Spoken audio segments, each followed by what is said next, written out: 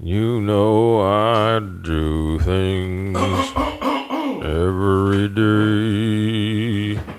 Made up a song that was terrible just now. You're welcome. A mix between like Johnny Cash and like some blue singer that I can't remember right now. Well, Bet you they were good fathers. thank you. Johnny Cash? You don't think Johnny Cash was a good father? I don't know. Was he a father? Did he have kids? Yeah. I think he had like 3 or 4 kids.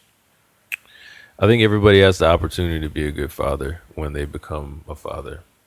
I don't know Johnny Cash's history per se. Well, in his case, is it better that he left like a legacy of music? I don't know if per se was the correct word to use there. Sorry. Well, what I was going to say is per se.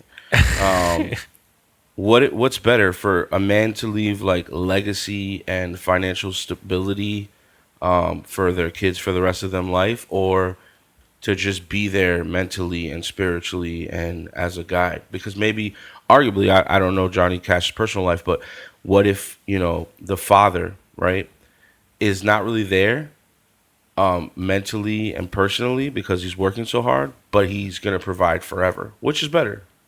Which is better? Or a father that stays home and is like a mom dad, right, but doesn't provide any financial stability, but is great when it comes to mental support. Better for who? I don't know. What scenario? Better for the child, I guess. That would be in the house all the time. You think that would be the better? Yeah, because you got your dad around all the time, and he's gonna teach you stuff, and he's gonna. I mean, if he's a good person, I guess he's gonna frame everything correctly and set the right expectations of what the kid should have for the world and what the world will have for the kid and all that, Yeah. So I guess in that scenario, the other partner is out there making the money, which is fine. I don't think that's a problem. I don't want to go that deep. I'm just saying, as far as like what is better for a kid, financial stability or mental. Of course, if you can have both worlds, then it's incredible. But like, if you could set your kid up forever to always, have financial support and some type of respect from the world, because oh my God, your father was incredible, right? That comes with a certain protection to an extent, or like what is it? Privilege, right? Mm-hmm. Because of your father's legacy. Mm-hmm. I would still go with being there. I think. Yeah, I think you're personally. Right. I think you're right. I wouldn't know. I mean, I definitely had parents that were more there than financial, but I would be crazy to have just that type of fucking money and just not have to worry about any of that. Yeah, I mean, probably become an artist. Maybe become That's what happens. Real asshole too. Yeah, because you didn't have no because you didn't support. Have somebody there to tell you to not be an asshole during situations. Do you have to be an asshole because you have money? Like, no, you don't have to, and you shouldn't be. You don't have to, right? But a lot of times it just kind of happens through I think we had some conversation where it's really not their fault necessarily. You know what I mean? It's just sort of like I was at a gas station. Yeah, I was at a gas station and this really nice. I think it's a G-Wagon.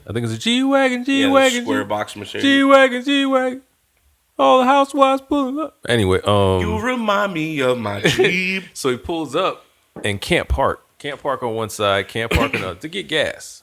And then out jumps this young, wearing Yeezys, 16-year-old kid. He doesn't even like. He just shouldn't be out there driving a G-Wagon by himself. You know what I mean?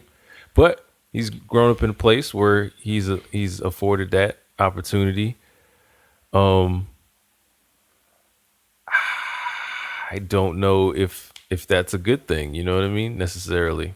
But it happens, and people grow up in situations. Now he sort of frames the world in a way now, because maybe everybody should be able to drive around in a G-Wagon if they put their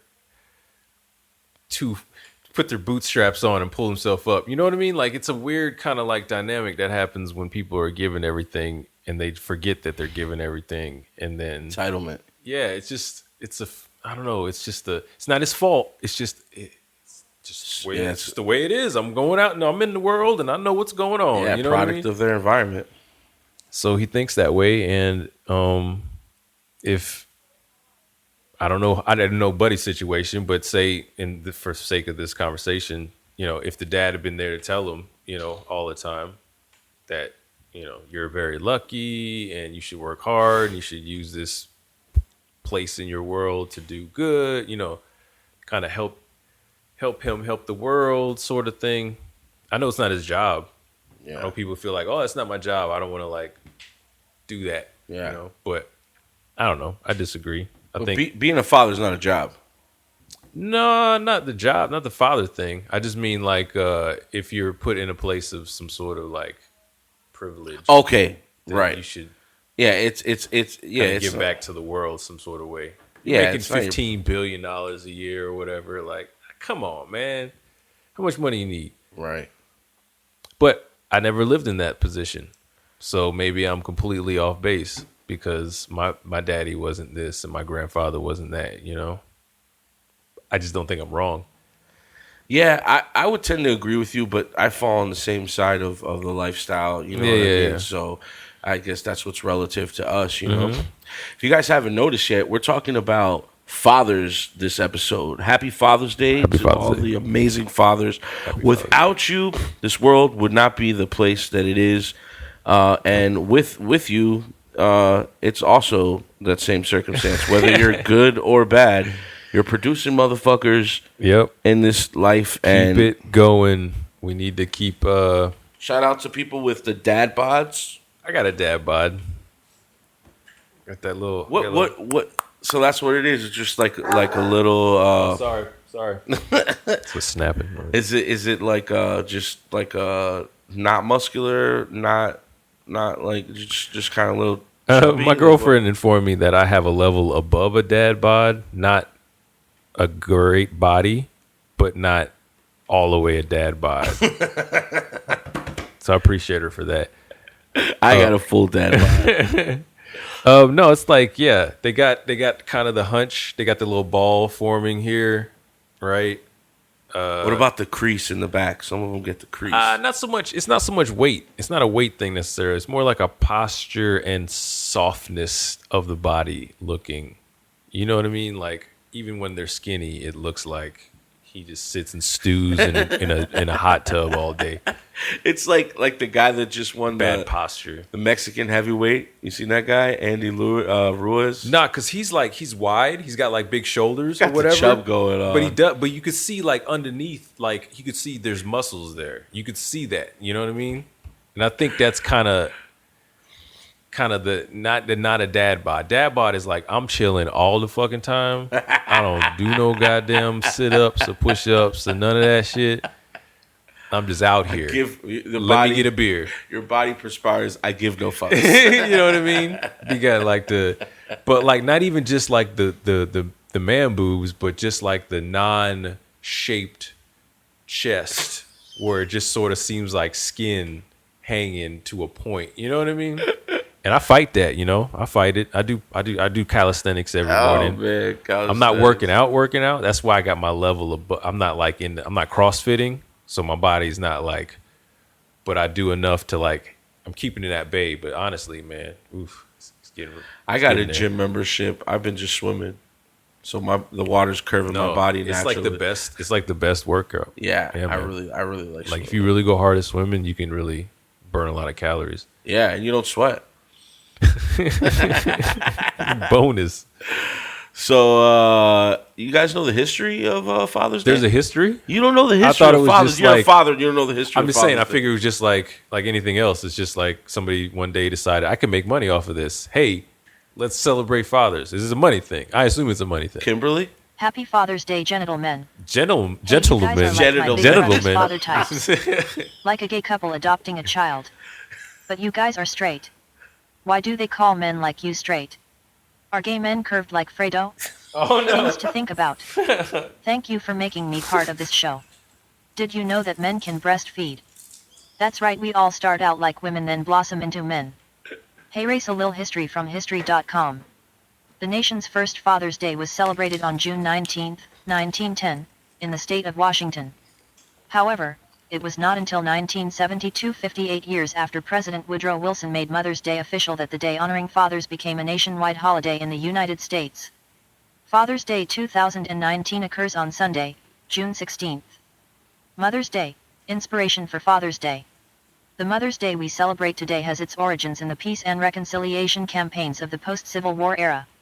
During the 1860s, at the urging of activist Ann Reeves Jarvis, one divided West Virginia town celebrated Mothers' Work Days that brought together the mothers of Confederate and Union soldiers. Did you know? There are more than 70 million fathers in the United States. God damn. However, Mother's Day did not become a commercial holiday until 1908, when inspired by Jarvis's daughter, Anna Jarvis, who wanted to honor her own mother by making Mother's Day a national holiday. The John Wanamaker department store in Philadelphia sponsored a service dedicated to mothers. Who's Jarvis? Some lady. No, that was the daughter. It said Jarvis's daughter.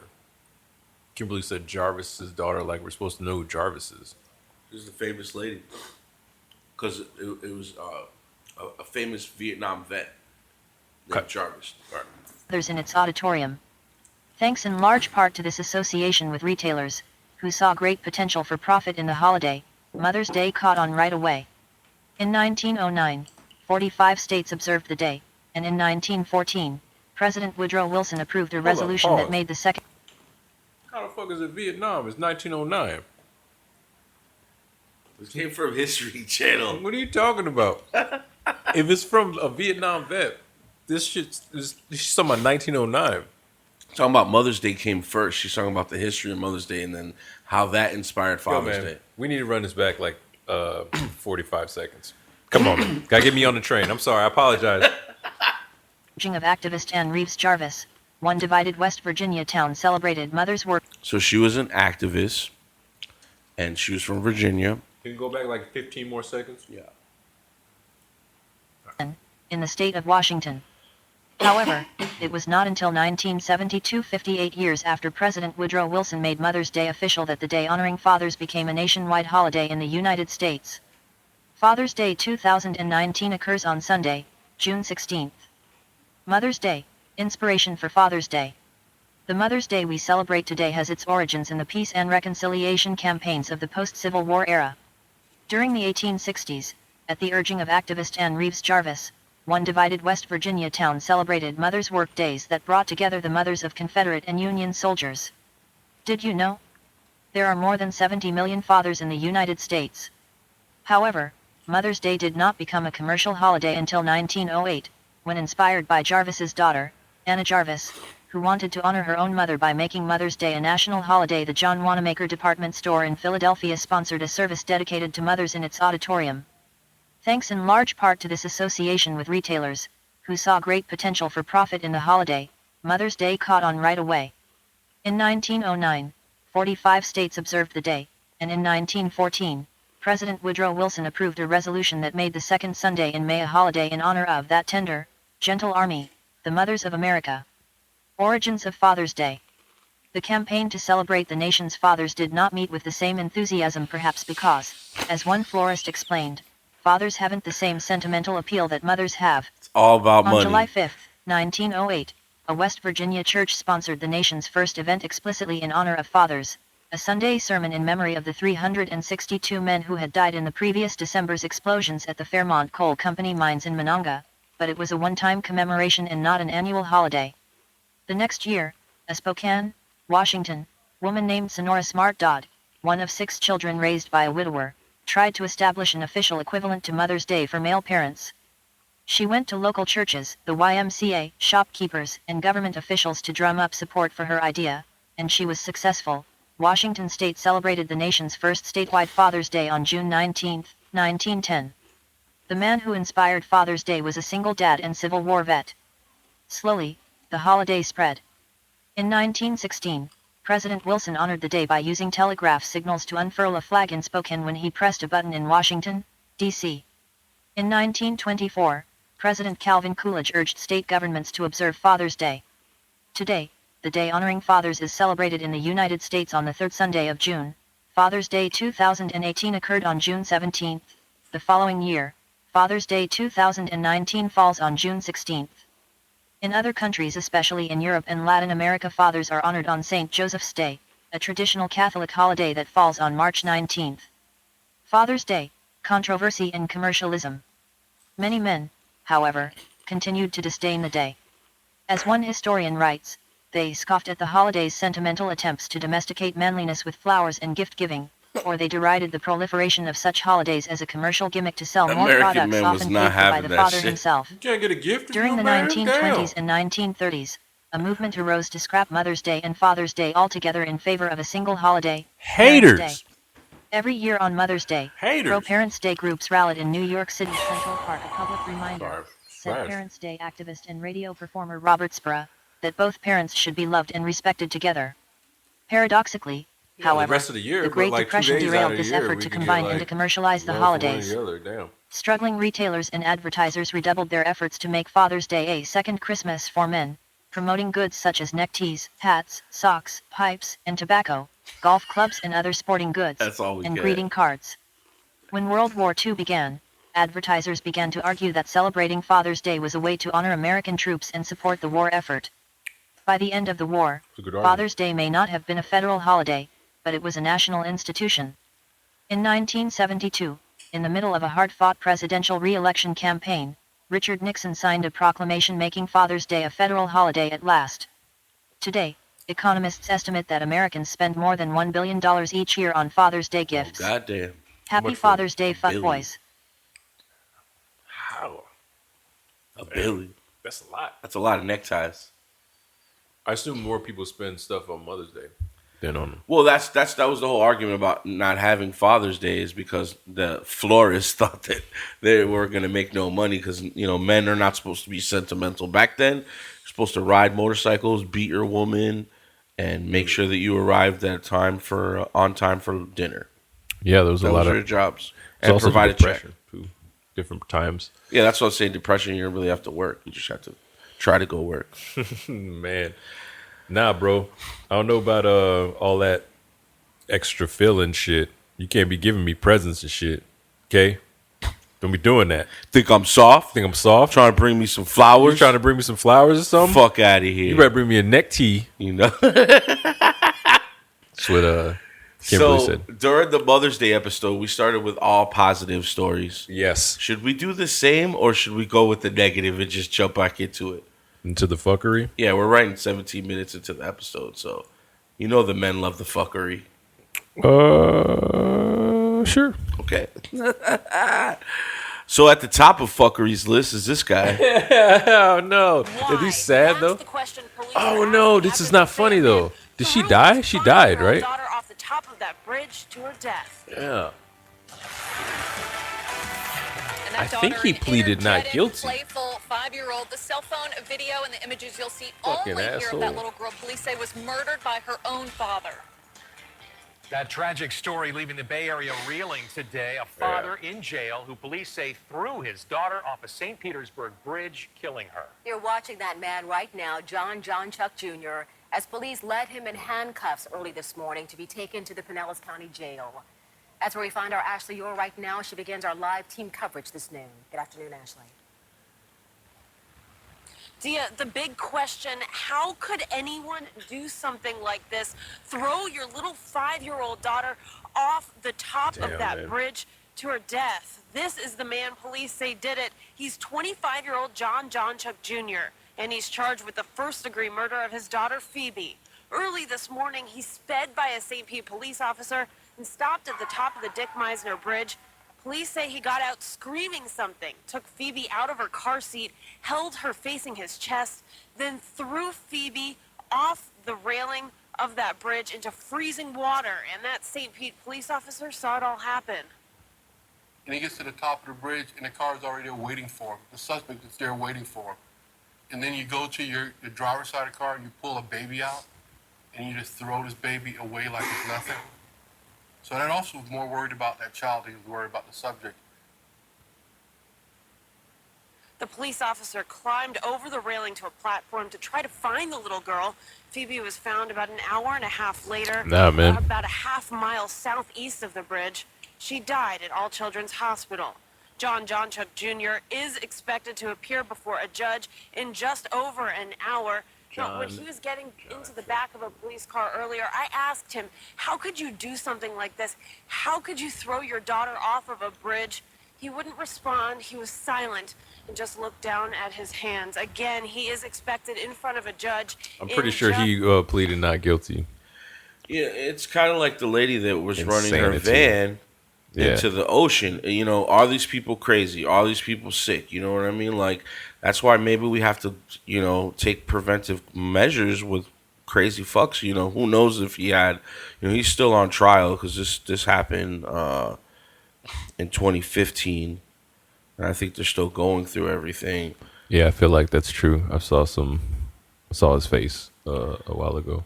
Yeah, I mean, crazy people having kids, man. Yeah, I think in that instance he took her, though. I think there was something happening to where he wasn't supposed to be around her, and he ended up getting her from like daycare or something like that. So that's one of those situations where what you're saying, I think, already happened, you know, and it just, you know, it's just one of those things.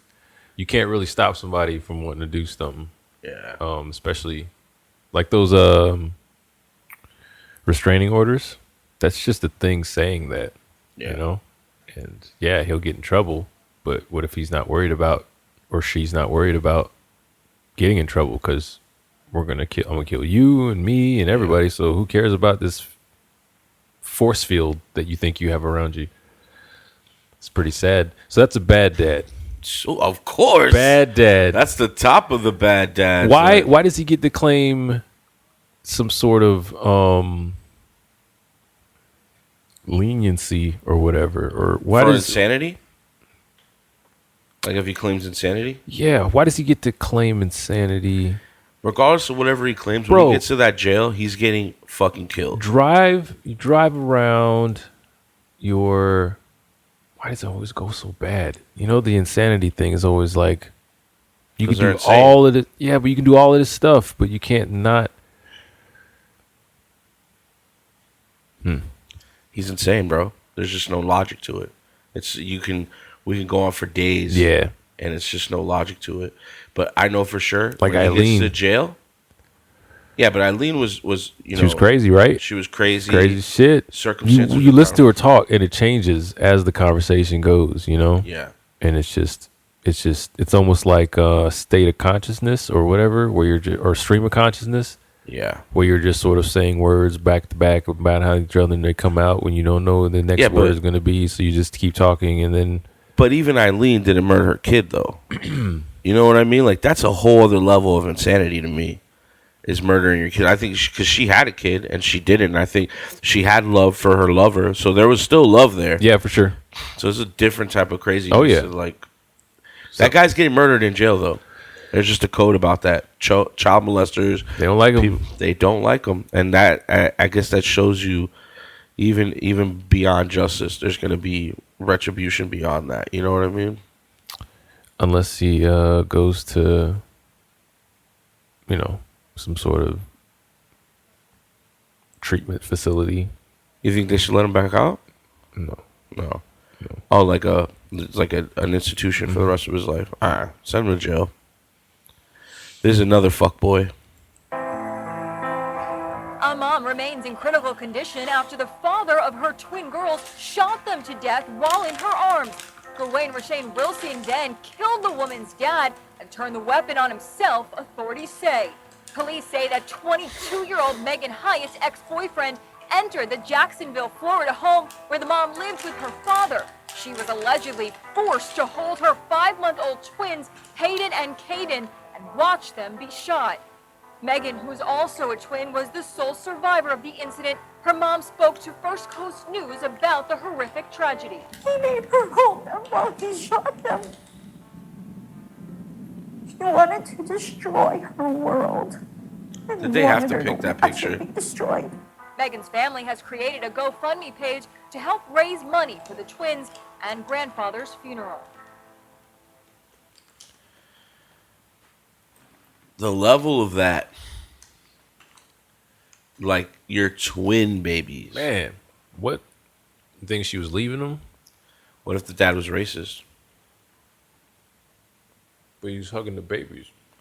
No, but maybe he didn't want her to be with him. Maybe he was prejudiced. Maybe racist was too far. Maybe the dad saw that he was the type of dude to shoot his own kids in his mother's arms. That could be true, too. May not have anything to do with race. Might just been because the guy was a fucking asshole. Well, I'm saying on your argument, like, is there any excuse? Like, she's leaving him. That's not my argument. That was just a question. But you know, I'm looking for maybe not an argument, but is there sane, is there any excuse, you know, to go that far? Never. I'm just wondering what he thought. Yeah. What he thought the reason was that was so horrible that I'm just gonna kill myself. What could that have possibly been? Do we know? Nope. It's just a quick little 1 minute thing. Well, could you really ever know? I mean, they're all dead, so like it would just be circumstantial. It would be like hearsay, what people said. You know what I mean? Yeah. But I don't know. That's so insane. Like, those are your kids, twin girls. It goes too far. It goes too far. It goes to a certain point, and then is it pride? Wow, is it pride that kills you? Like, literally, that you just I told you I was gonna take it here. Maybe now I'm just gonna take it here. That they weren't his. Ooh, that's deep. She's been lying to him the whole time. He's such a hurt person that he'd rather take his own life. That's, man, he's just making bad decisions all around. Maybe he was drunk. It was just bad choices, man. I talked to this dude the other day about choices. Can't bring her back. Can't take that one back, player. You shot your parent. You shot your parent. You shot the girl. The whole family, just one night, just gone, including yourself. And then the mom just has the girl. I wonder where the mom was. Oh my God! Imagine coming home. Crazy. So that's the absolute darkest side of fatherhood, is just killing your kids. Yes, like I would that. agree. That is just the worst part. Now, tormenting them. Yeah. Well, that's what we're going down the scale. Spectrum. We're going down the scale. This father was caught outside of a Chuck E. Cheese disciplining his kid. How far does disciplining go? Sometimes you might have to smack up the kid a little bit. I was smacked up. I think it made me a better father. I was explaining it to Kai because we got a new dog. I gotta discipline the dog a little bit, and it's like, I'm not in it to hurt Marley, just like I wasn't in it to hurt you when you were getting spanked. Because obviously I'm a grown man. And if I really wanted to hurt the kid, bruise him, break something, they're fragile little people, especially in the world and at the age where you're spanking them. Because you're not you shouldn't be spanking like a 12-year-old or something, or like a 10. Like at that point, like you can't be hitting kids. Like now you're abusing. You're physically, At that gray area, you might be like implying that it might be able to still happen, but you don't really do it. You know what I mean? As a little kid, where they literally just don't respond to social cues and stuff like that, you got to teach them that there's like a line and a thing you can and can't do. You know what I mean? So, telling him that doing that is mostly a show of strength and loudness and stop it. You know what I mean? Where I'm just doing that. It's not really like I'm not barely even hitting the table, but I'm just like, stop doing that. Yeah. And it's just like, attention. Yeah. You know what I mean? It gains respect. It's like, that's the level. Drill sergeants do that to you. That's the level which I think you should take it. Like, I mean, I got beat as a kid, like beat. I've been hit with rulers, racetracks. I've been thrown across rooms, belts, switches.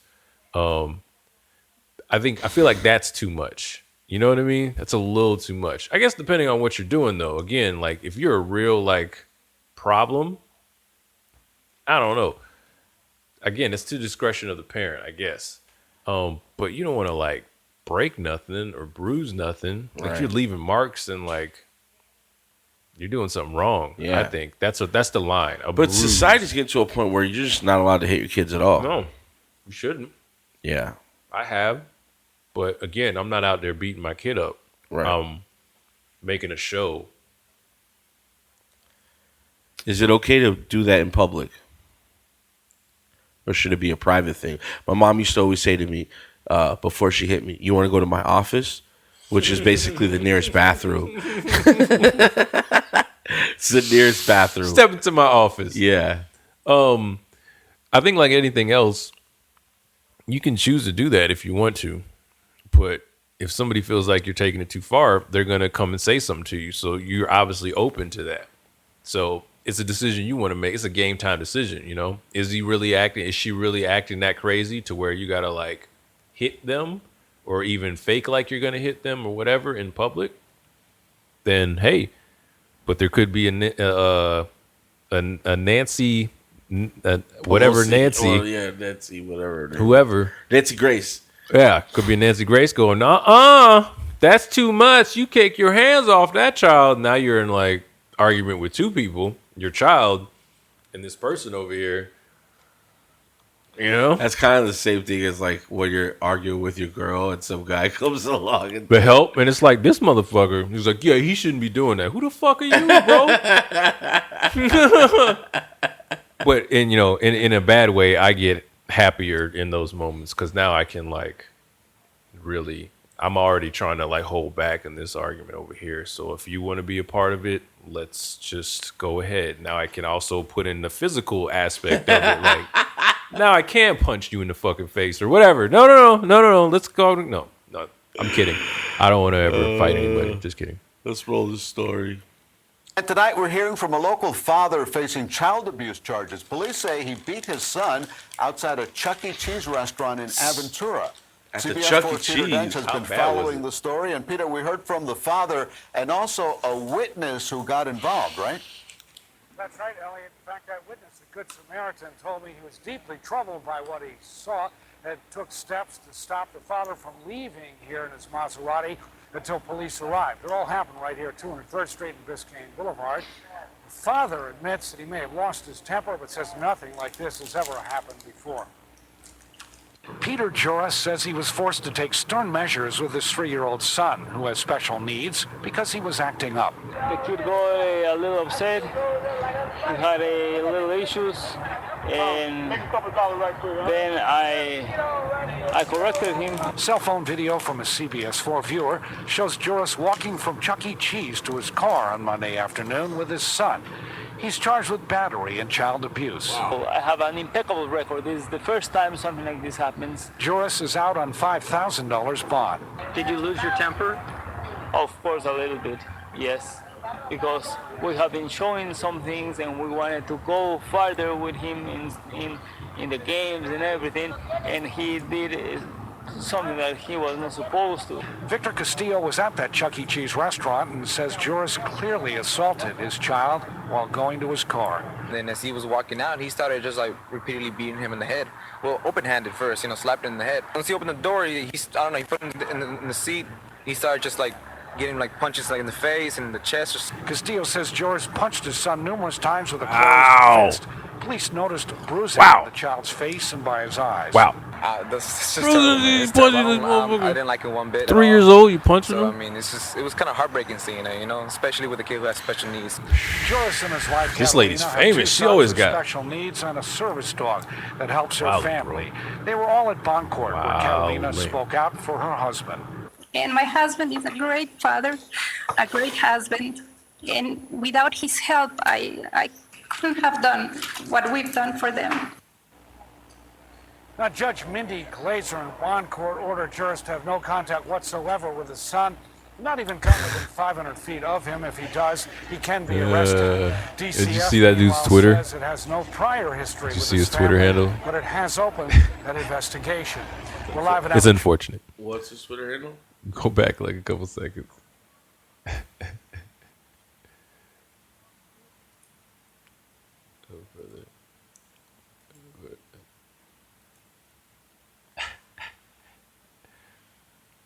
Pedo.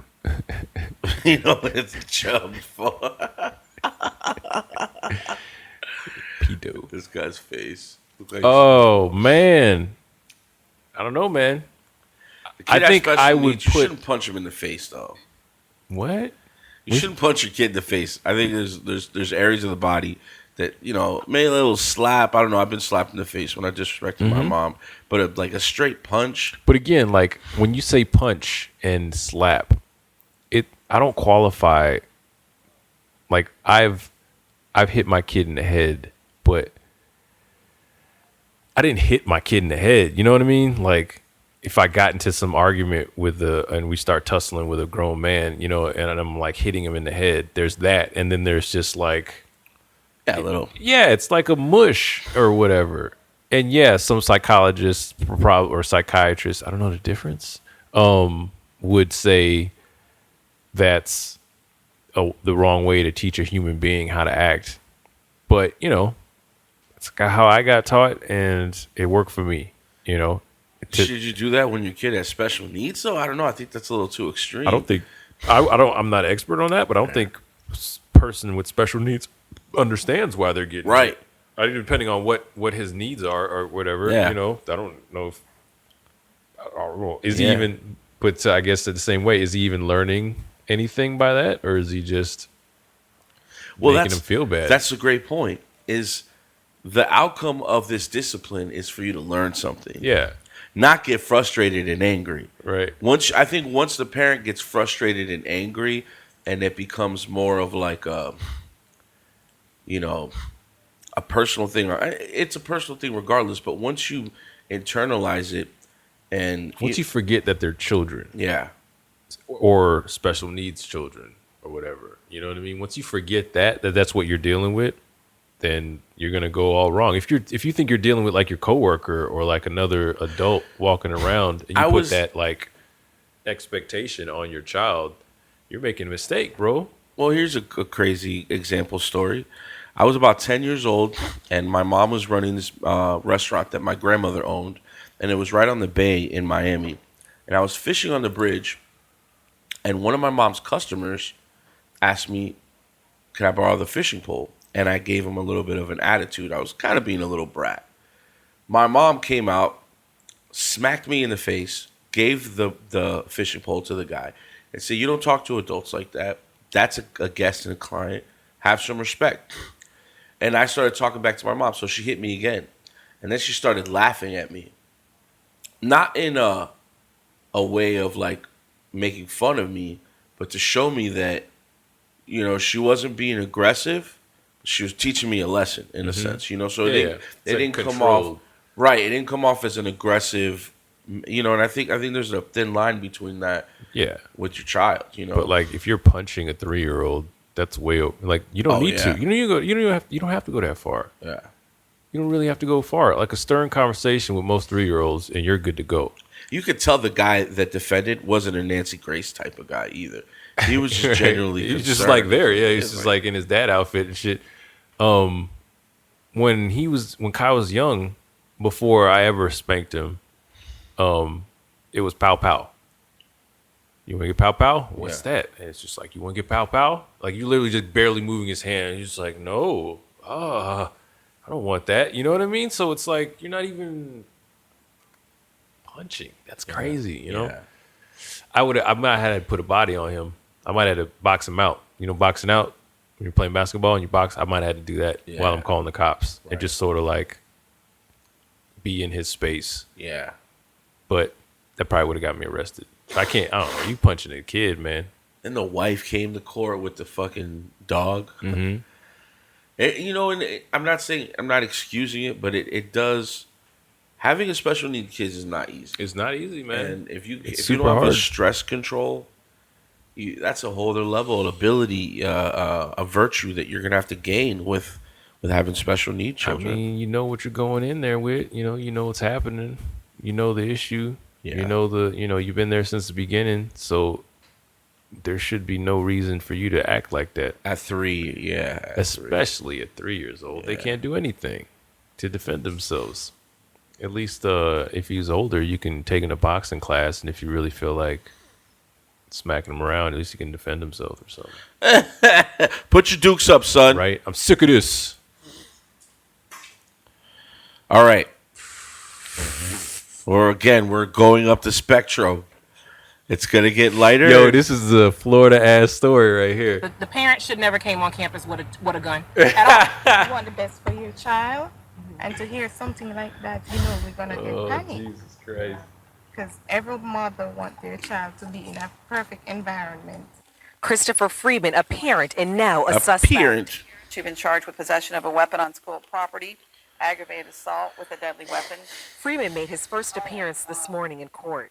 He was arrested for entering Bear Lakes Middle School with a loaded AK-47 with an extended magazine in his front pocket. Freeman's parents pleading with the judge to place him on house arrest. Our grandson being thrown around on the video chat, he was calling him and he said, "Dad, this grown man." Okay, don't talk about the facts of the case.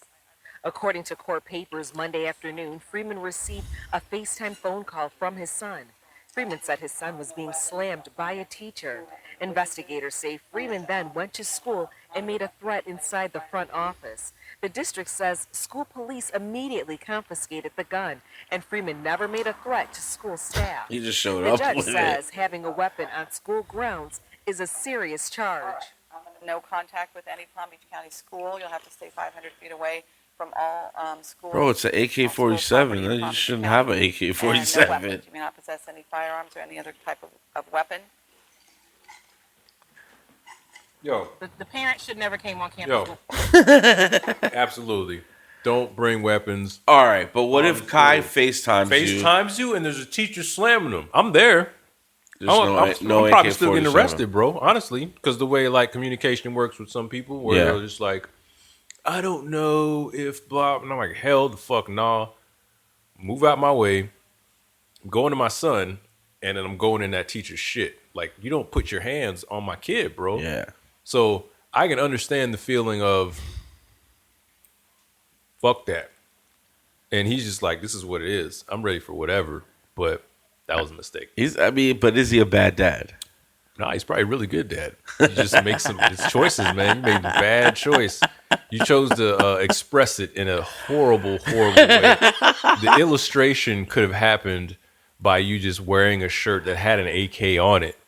You know what I mean? Like, you could have sort of it's like, well, nah, I need to talk to this teacher, or I need to go whatever. I don't know. You know, I'm not trying to put words in the man's mouth, but bringing an actual gun. So did he roll in? What do you mean? The guy just now. Did he roll in? With the gun? Yeah, he got caught with the gun. No, I'm saying he was in a wheelchair. Oh, no, he didn't. I think he was just hurt. Did he? Was that a I think wheelchair? he rolled in, bro. Go back for when he came in. Freeman, a parent and now a suspect. You see how he kind of rolled in? Possession of a weapon on school property, And he's like, aggravated assault with a deadly. That made it any better? Because let's say he was in a wheelchair. What do you mean made it better? Well, if you roll up in I'm a not wheelchair, saying it's maybe you're not that intimidating. So he's like, I need to make my goddamn... Yeah. And I think maybe that's why he brought the AK to, like, because you can't Make a necessarily statement. come and beat up anybody. Not saying people in wheelchairs can't fight or whatever, but it's a lot harder, I would say. So maybe that's why he brought the extended clip in his pocket. Ready for war. Come on, bro. War ready. All right, so this is another scenario. I'll just play the video. The image is startling. A little barefoot girl, her hands raised as if she's surrendering to police. Oh, she hold her hands my up. God. She walks towards officers. Oh, my God. The woman recording the video seems to think one officer is pointing his gun at the toddler. He is holding the gun at the baby. The drama started after police pulled over a vehicle of suspected shoplifters. Step out of the truck! Are there any other adults in the car? No, sir. 2 men are handcuffed. There's also a woman in the car. After the adults exit the vehicle, you see these itty-bitty feet dangling beneath the car door. Oh, my God. She trying to get out. She then mimics her father, who is in handcuffs. Police say the video shows the gun wasn't pointed at the child, but the vehicle. The Tallahassee Police Department released this new body cam video to show the situation was handled with care and compassion. Come on, sweetie. You're okay. You're okay.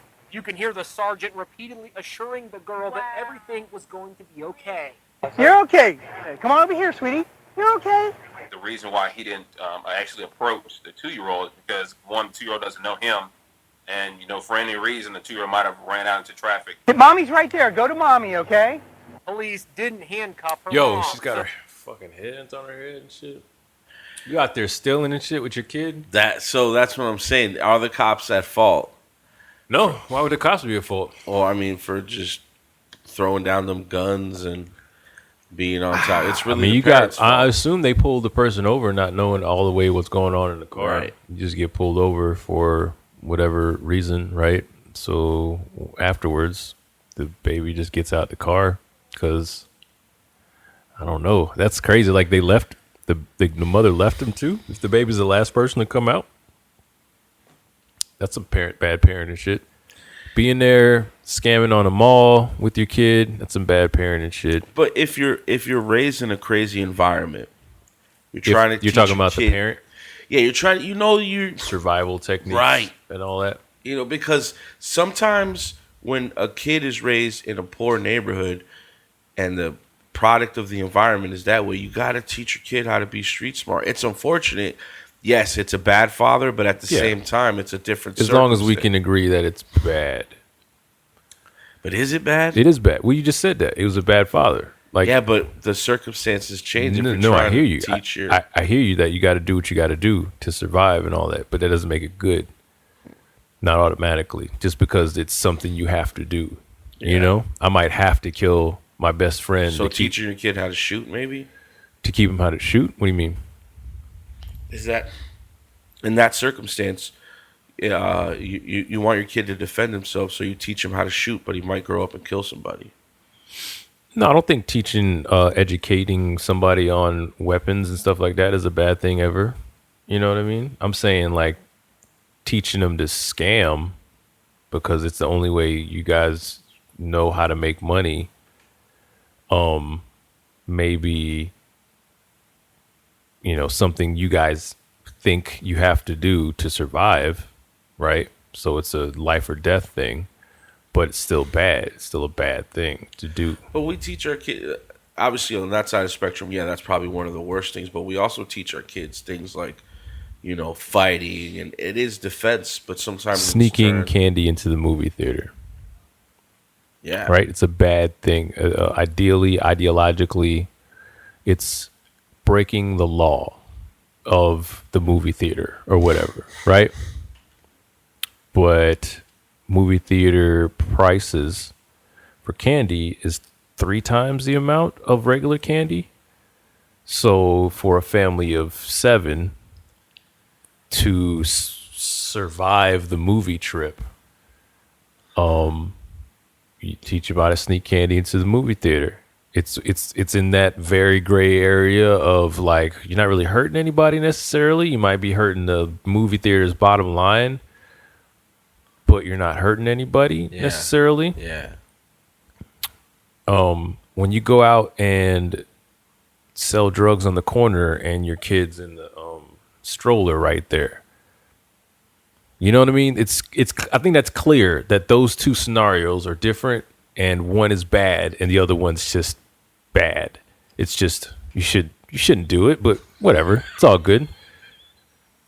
I got one. Dealing drugs. Fucking putting any kind of danger where there's guns involved. If I sneak my Sour Patch Kids into the movie theater, I don't have a gun with me that could kill everybody, or put my family in a situation where we're surrounded by police officers with guns drawn on me.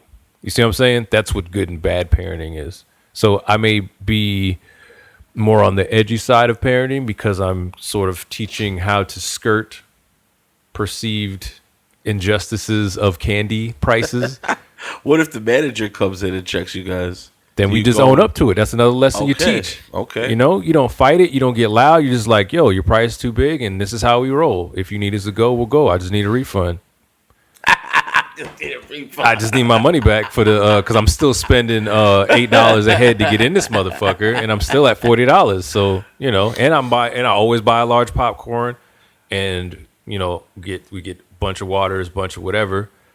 I always buy a beer and a drink. She gets the mixed whatever the fucking drink is that they get, and it's like we still spend $50 to be in the bitch. We just don't spend $75 to get candy too, because if each person is getting a $3 to $5 candy, because it costs $3 to $5 to get candy, because we want to. You know, so I don't feel bad about it because, again, I'll own up to that shit because I don't think it's entirely bad. So here's another gray area that you might think is good or bad. Covering Volusia County, a father arrested for soliciting sex from a prostitute with his toddler in the car is speaking out exclusively to West 2 News. I don't think whether that's one or the other. Never solicited any way. She came over, offered everything. It's a big entrapment, police sting. As West 2 Stuart Moore reports, the man is now in hot water with police and his wife. With his 3-year-old son in the car, police say Patrick Williams tried to pick up a prostitute for oral sex on the busy Ridgewood Avenue. But the working woman police say he was soliciting was actually working undercover. I was like, I got my kid. She's like, that's cool, I got a room. I said, yeah, whatever. Let me turn around. That's not what you said. My car. As soon as my chance came, I turned, drove way away. Got blocks up the road, then they let me up. Police Chief Mike Chitwood says the Ridgewood Road area is a hot spot for prostitutes, and taking his son along for the ride was a dangerous and stupid move. He's a father, he's a married man, and normally what's out there on Ridgewood Avenue are these disease-infested prostitutes. I love this dude. You're getting robbed or whatever else you want to do. And Him, you think it's okay to bring your 4-year-old kid along. Judge Grady or Sheriff Grady. There's different personalities we have. We should definitely do one of the fucking like personalities of the personality. Law enforcement personalities. Yes. But this guy he like fought a dude on the beach and got stabbed, but fucked a dude up. He's just always talking mad shit about it. After he does something to him, he's always just like, this terrible piece of garbage. He's like disease ridden. Yeah. He goes hard on the attitude. In fact, he actually pulled over, he says, to pray for the woman that he believed was a prostitute. But he was gonna pray for a much different story. In the arrest affidavit, police say the undercover officer told Williams, quote, she had a room and said that the child could watch cartoons. Williams allegedly told the officer he would, quote, turn around, keeping his back to the child so the toddler would not see the sexual act. What did your wife say? She was pissed off, but I explained the situation. The reality of course, is, bro. I thought it was some crazy crackhead. You know, I felt bad for her, I prayed for her, and I pulled off. To make matters worse, the child. Hey man, you gotta throw the word God in there. Father involved Prove. with the prostitute. Instead, had to watch his father be led. I don't agree with the prostitute, fake cop, prostitute trying to like egg him on about it. Entrapment, yeah. Like once there's a kid in the car, you should just say fuck it, say keep moving. Like the whole thing shouldn't be going down. So just like skip the whole thing. Don't try to pull him into it more. I don't agree with that. It's kind of crazy though. He's like, my wife. I mean, you shouldn't be doing it. Yeah. I tried to give the word of God to her. You always gotta throw the word of God in. I don't know, bro. We don't believe you.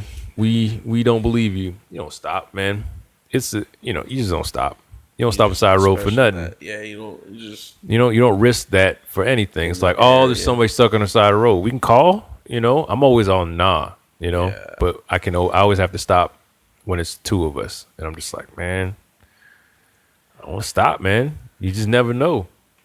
I know it's bad, but I'm not picking up a hitchhiker. I'm not, especially when there's kids in the car. But I will say, when I was about 17, before I was really hip to the OBT area of prostitutes, there was this older lady. She was sitting on a bus stop, and I had pulled up to the light, and the lady was right there. She looked at me. She's like, "Can you give me a ride to work?" And I thought about it twice.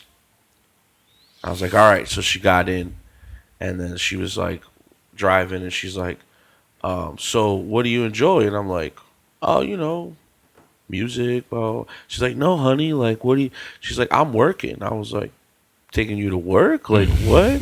And then I got hip to she's working. I was like, no. I picked you up to give you a ride. 17-year-old Peans, you know what I mean? I pulled over so fast at a Burger King. I was like, I'm sorry. But did you give her any money? No, nothing. Did she ask for money? I think she really was so surprised that I didn't want sex that it blew her mind. If she was hot, would you? No. If she, wait a minute. Yeah. If she was hot, if the misunderstanding happened, but she was hot, would you? She wasn't an older OBT kind of beat up. When I lived in Vegas, I paid for some prostitutes. They were like higher class. Yeah, we were 17. Craigslist. Yeah, 17. Yeah, I don't know.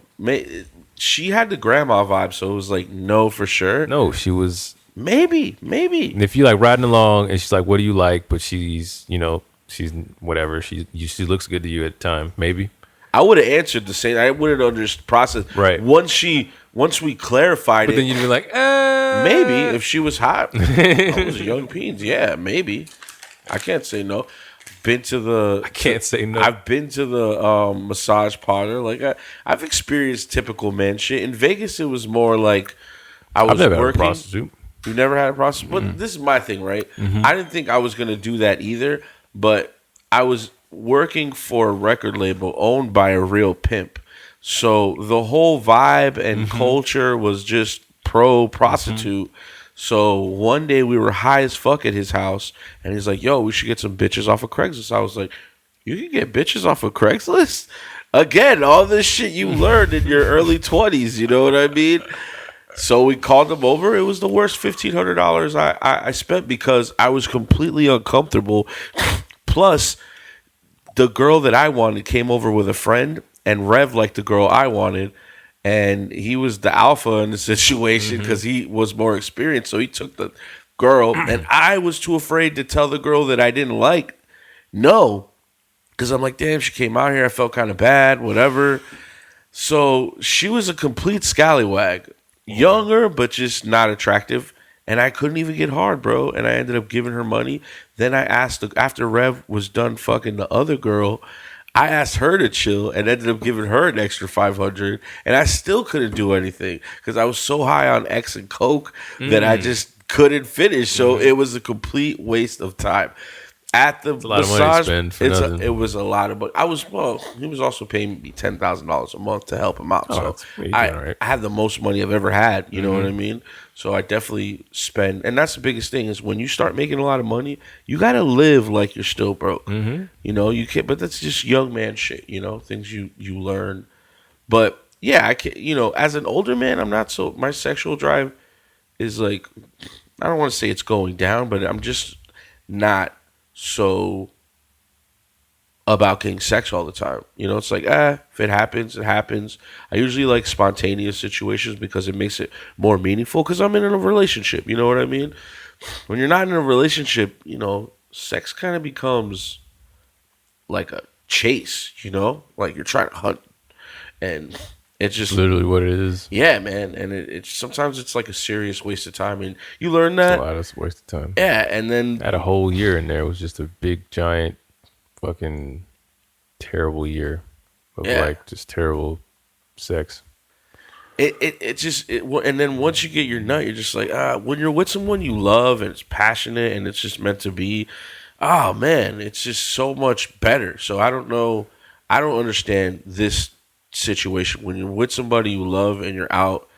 Nah, you don't need to be preaching the word of God. And you need to be at home, taking care of business. You know what I mean? Let me pull over and talk to this young. Thought they needed help. This is never Ridgewood. sounds right. Like, I'm sorry, but Florida does not have a good prostitute game. Most of them are nasty. But don't girls come to Florida to be prostitutes? Miami, the big cities. I watched a whole doc on that when they come like just drive all the way down here and get on Craigslist and stay at like a hotel. But the bigger cities, according to the little time I spent amongst the pimp, the bigger cities are going to attract the best women because it's just natural. There's more money there. There's better clients. And the smaller cities, you get the scallywags, and you also get pimps that define are working. Scallywag. Scallywag. Bald head, scallywag. When you see a scallywag, you know what she is. It's just like your hair was messed up. Yeah, fucking over suntanned, like just bleach blonde, dirty blonde, just like go away. She looked like she used to party in the 80s. Oh, smokes Newports. Oh my goodness. Coughing up blood. Has some type of amphetamines affliction. Amphetamines affliction. Sort of upper. We need to stay up to get the money. Nah, man. I never. And she didn't have a father. I was walking up Orange one time. I guess I probably known more than one that that I didn't know was a prostitute. But there was this girl sitting there, and she had a CD, and I'm like, "What's up? Who are you promoting or whatever?" And she was like, "Nah, I'm working." And I'm like, "You working? What do you mean? What's the CD? What's the CD? You know, you're sitting here. I thought you were like promoting this. Nah, I'm working." I'm like, "Oh, my bad." Blah blah blah. And she was like, "It's like $200 on Orange, downtown." Was she hot? Yeah, it was beautiful. That's why we stopped to talk to her or whatever. I was like, what are you promoting? She had a CD, and it was fake. It was for me to ask about the CD and for her to offer her services. So I kept it moving, but it's an interesting way to go about it. You're like mixtape street team. Literally, you're the street team. Yo, and usually 9 times out of 10, there's a guy behind that girl. She's by herself. Well, but you mean like pitching the game? Yeah, so she got that idea from somebody. That sounds like some dude. It probably was the guy on the mixtape. This is my dad. I should have looked at the thing more. Oh man. But yeah, definitely bad father. We're still at bad fatherville. All right, it's a little less bad because you aren't necessarily doing anything to the kid. Not yet. Once you go and take him into the room, I guess it's still bad. What if he really was preaching the word of God? Then it's just silly, I guess, because at that point you're just, how I feel about that. There's no reason for you to try to convince people what you believe right now. Like, what is them believing or prostituting or, as long as she's not shooting people in the face and doing bad stuff. Is it okay for your daughter to become a prostitute? No, Escort, I don't think so. porn star. I wouldn't think anybody would want that for their child, male or female. I wouldn't want Makai to be a porn star either, let alone whatever. That's a segment of society that I enjoy. I don't look down on it, I guess, but that's kind of hypocritical for me to say. I also don't want him to work at McDonald's, and I don't necessarily look down on that. I'm just saying I think there's better is the wrong word. It's the wrong word, but like I don't want that for him, So no, I wouldn't say so. But there are that too, I think porn or adult film stars are children, they're not child. I'm not trying to say that. I'm just saying they do have parents and stuff that gotta accept that and say he was the next whoever. I think I would end up accepting it. I know I wouldn't watch anything. Not trying to see that shit. That's fucking weird. But I don't really watch porn now either. But I'm just saying, especially if somebody that would be a crazy way for a father to find out because he's a porn addict and then oh my god, that's my daughter. Jenna Jameson lady, she used to talk about how her dad was all like, she's a big fan and he's seen all my movies. I'm like, what, bro? Like, nah, dog, hard nah. Man, super. Or like a soft nah. You know what I'm saying? Like, no. Super open-minded dad. No. Shout out to your open-mindedness and acceptance. No. I don't think it makes you a bad father. I just disagree wholeheartedly. So this is kind of right down the middle. I don't know if this is good or bad. I'm really confused at this, but local father is behind bars after police say one of his children found his gun and shot his baby sister. Investigators say the shooting by the 5-year-old was clearly accidental, but they're holding the dad responsible. West 2's Dan Billow is at the Brevard County Jail. And Dan, how's the child doing? Jim, this little girl is only 2 years old, and the bullet went all the way through her, but she is recovering. This all happened 2 weeks ago in Palm Bay, but the father has just been arrested and has just appeared in the courtroom here at the jail. Good afternoon, Mr. LaFay. Shuman Lafay, an immigrant from Haiti, says he has a daily routine with his gun, a .380 Kel-Tec, which is one of the smallest and lightest guns made. In his Palm Bay home, he keeps the gun under his mattress at night for personal protection and then puts it on a shelf when he wakes up so the children cannot get it. But on November 29th, police say Lafay's 5-year-old son found it under the mattress, assumed the 11-ounce gun was a toy, and pointed it at his 2-year-old sister and pulled the trigger. The bullet broke her arm and passed through her body. She's lucky because where she was shot and the close range, how she was shot. So we're not focusing up today. The boy confessed to his father and said he'd done something bad. Lafay drove the little girl first to the Palm Bay Police Department and then to a fire station looking for help. Police began an investigation, and they've decided to charge Lafay with child abuse, child neglect, improper storage of Being a a firearm, dumbass. and culpable negligence. Yeah, there it is. Culpable negligence. Being a dumbass. As a parent, because these kids were in his care and the firearm was there. Yeah, man. Just a bunch of bad choices.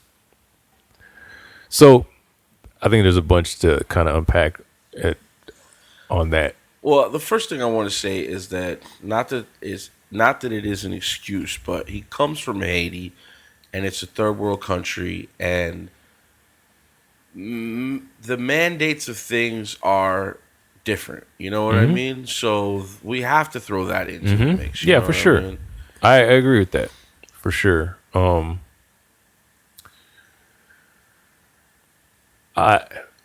So if somebody breaks into your house, they're not going to wait for you to put a code in to your lockbox where your gun should be. You know what I mean? So I get that. You got to have it right on you. Especially if you come from a certain condition. Certain condition. People breaking in. It's a third world country. It's just, you act that way. But you're not there no more. And if you're in a place where you're having problems, then you should be taking still better precautions other than hiding it under your mattress. If it's going that direction, then I think you need to make aware that your kids aren't allowed to do that, so they don't think it's a toy. Again, it goes back to education, including for yourself. Because if he educated himself, he'd probably think of a better thing to do than take it from the underneath his mattress to putting it on something high. When and ever has putting something up high stopped a kid from doing anything? Yeah, just never. Yeah. But like you said, take into account that he comes from a place that he just doesn't think about it or hadn't had to think about that. You know what I mean? So it's a bad decision. I don't know if he's a bad father. I don't know, but he's definitely making some terrible choices. Yeah. Being a dumbass and letting his. Thank God she didn't die. That's a crazy story. Letting his kid, not letting his kid, but providing an opportunity in an environment where the kid. Yeah, it's negligence. That's what it is. So there's another level to it too. Why does the kid feel like he wants to shoot his sister? Yeah. Even if it is playtime. What is he mad about? What is he sad about? Is that not? Let's say it was a toy gun. Should you not, when your kids are playing with toy guns, should that be enforced too? Like, hey, I don't like them pointing any kind of gun reference at me. I tell them that. I've always told guns, them. water guns. I don't even like the gun hands, unless it's in the context of we're playing laser tag. We're playing paintball. Nerf guns, paintball, or whatever. We're playing some sort of game, but I don't want any pointing the gun negatively or something. I want to be part of a group effort or whatever. Like we're all playing the same thing and we all understand, and it's fine to do this or whatever. But when it turns into you just shooting me and you just pointing the gun at me, I don't like that feeling. So I don't allow it in my house. It sounds kind of weird, I guess, but I just don't. It's not something that's whatever. It's just, it makes me feel uncomfortable. So I have them not do it. Yeah. I agree. I tend to those games could. I mean, even though when I was little, we used to play cops and robbers and things like that. Hey, playing that game, you got that kind of understanding between the two of y'all. But I remember one time my cousin, he was real little and he had this gun and I wouldn't let him do something, and he was like, "You better, or I'm gonna shoot you." And I'm like, "No, I can't let you do it," So he points this little fake gun at me. His brain, I think he thought it was a real gun. So he's pointing it at me. Oh, probably 7 or 8, something like that. Maybe 6. Young. I think dad had just started getting guns, right? His dad. And he's just pointing at me. And I'm like, "No." And he goes, And he just pulls it and he looks at it. He was trying to whew. erased me because of his anger. You know what I mean? So I don't like because he thought it's what happened and he was fine with it. And now he's obviously a kid and whatever. So again, I recognize. And he grew up to be a fine he's not like, he never did it. He's the sweetest person in the world. You know, he's just a kid and he was mad or whatever. But yeah, I don't like that shit. So, yes. Call of Duty, all these games. Yeah, man, like, it's all in there. And I always just really, part of being a good father, the communication, I just always really like, yeah, you know, this is something that really happens, right? We're playing this game, but like you're setting up these mines and these claymores and those MP4s and all that's real stuff that people are really doing and really out here. So when you're getting that high score in part of the world, someone's actually going through that experience. So I made sure there wasn't like a moment that I had that I wasn't, this is real. I don't want him to be disconnected. You know what I mean? Ever. Because people think like, if you tell your kid something, that's it. Like, I know I told him like to, you know, make sure you use a condom when you have sex. Oh yeah, when did you tell him? You know, when we had the conversation when he was in 5th, 6th grade, whatever. Yeah, but he's 15 now. That was years ago. You got to tell him all the time, every day. Not every day, but you got to tell him. You got to, every conversation you got to have constantly. I just, for the first time in our relationship together, had the conversations of asking for a lawyer because he's 14. So if he's walking to CVS to get some candy or whatever with his friends and his friends throws a rock and it hits a car and the car crashes and the cops come and he gets arrested and the cop sits him down and asks him his name and what happened, I want him to be like, am I under arrest? No, I'm just asking you questions. Cool, I need a lawyer. You know, that's, even if you didn't do anything wrong, bro, like you need a lawyer. You just do. It's fucking true, man. Even if you're innocent, bro, and you know you're innocent, and everybody knows you're innocent, including like the videotape and the cops, like, we have videos saying you didn't have anything to do with it and you even tackled your friend and helped. Tell me what happened. Lawyer. You know what I mean? I need that. I had the first time I had a conversation with him. I'll have many more because that's a hard concept to even grasp. It's like, but I didn't do anything. Even you're saying, and he's saying it there. I was like, yeah, but it's his job to get somebody. And you're just, no matter what he says, you're part of that job. Need the lawyer. That's how you need to assume it. And, you know, 7 times out of 10 or 5 times out of 10 or 9 times out of 10, the cop is really just going to be fine. You're going to tell him something. He's going to be like, boom. He's going to do the right thing. Don't even call me first, my guy. You say lawyer. If you find out you're arrested, you ask for a lawyer. They'll get to me if that's your one phone call or whatever. But you know, man, you gotta condition them. You got to. Don't point guns at people unless you know and I know it's fine. Don't fake point a gun because I may really pull a gun while you're playing around. Because that's me not telling Kai that over and over again, or our kids that.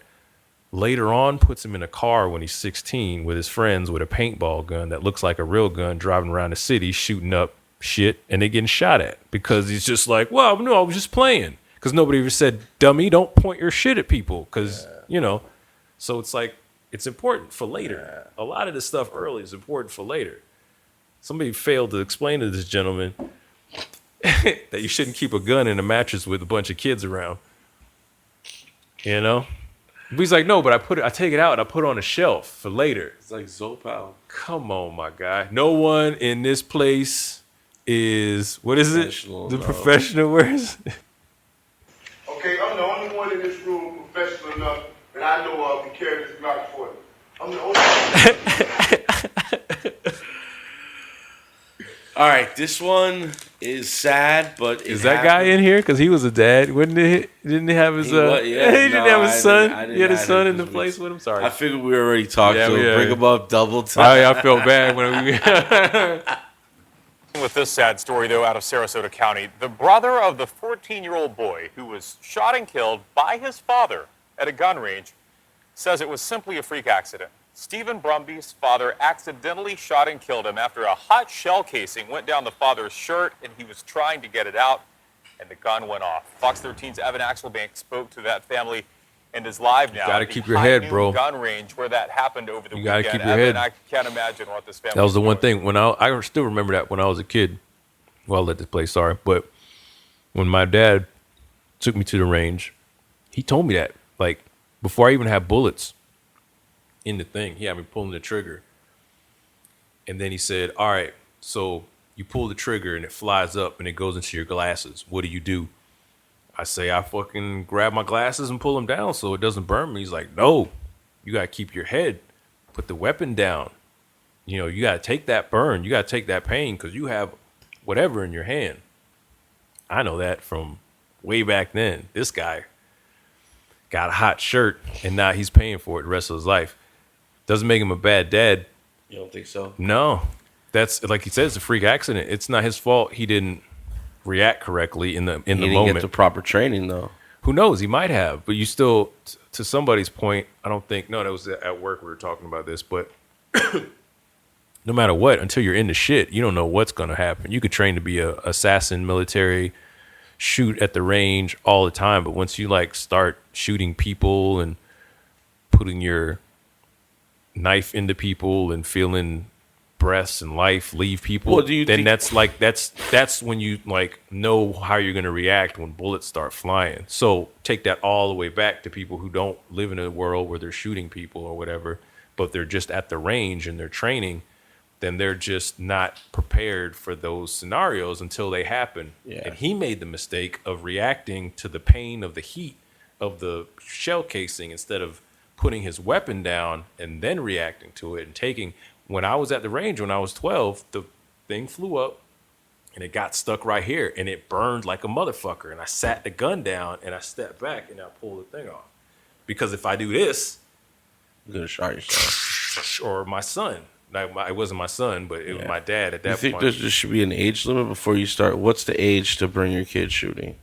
I don't think there necessarily should be an age limit because I think if you're doing it correctly, like you can be effective as at a young age, you know, like a young age. People out in farms. I struggle with that. I don't know. I think that the people out in the country, bro, that can like take a gun apart and put it together and skin a whole doe and all that stuff. They might need to shoot a bear or something. They can just do that, you know, and because you can get that level of, but it's how responsible and how sheltered and how weak-minded are your children, you know, because most kids, because they're kids, are really weak-minded.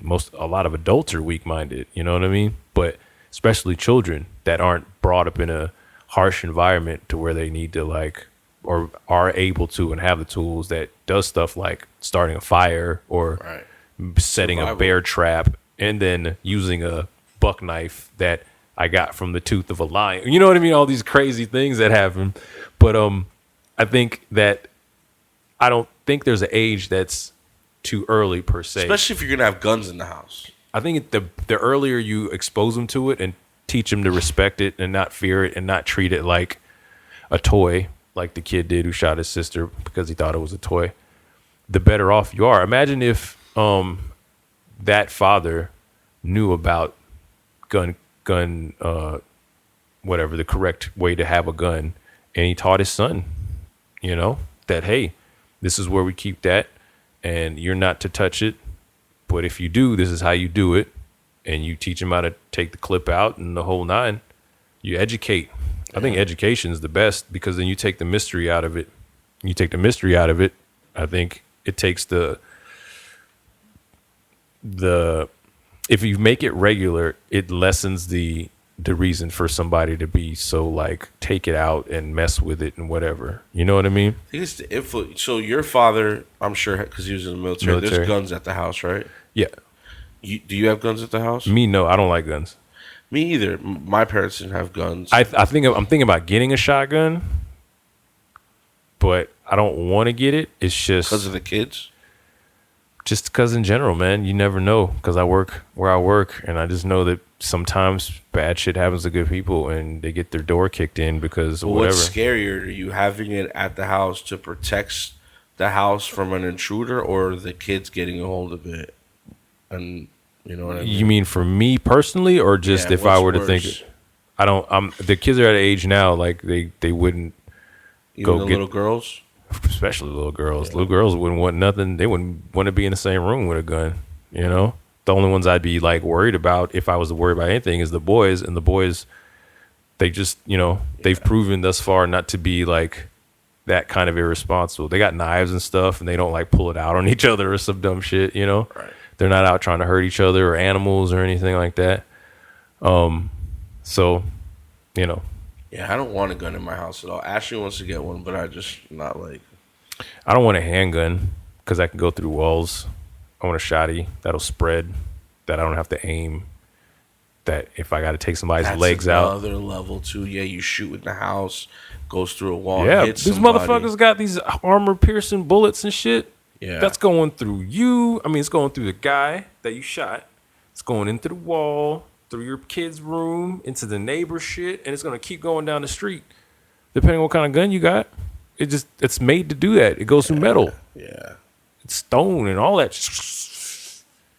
You got these big ass bullets and stuff. Nah, man, I need something that's going to stop once it hits plaster. Right. And I'm not even trying to really kill anybody. Just like, get out of my house. I don't even want to really kill you, bro. Right. I don't kill anybody. Even if you're in my house trying to kill me, I don't want to kill you still. Yeah, that's my thing too, man. I want to like hurt you and make you stop like functioning for a while so I can call the cops, take your legs out. You know, it's like, wow, kneecap them. You limp for the rest of your life. So now you can't steal nobody's shit. Lesson learned. You know what I mean? I don't hurt nobody. So good dad or bad dad? Wait, we didn't watch it. We didn't play it. Do we want to play it? Yeah, really Chris, bad? the brother was here. He saw the whole thing happen. One moment, the they brother were was there taking too. Target practice. The next moment, there was blood, and there were cries for help. Oh, God.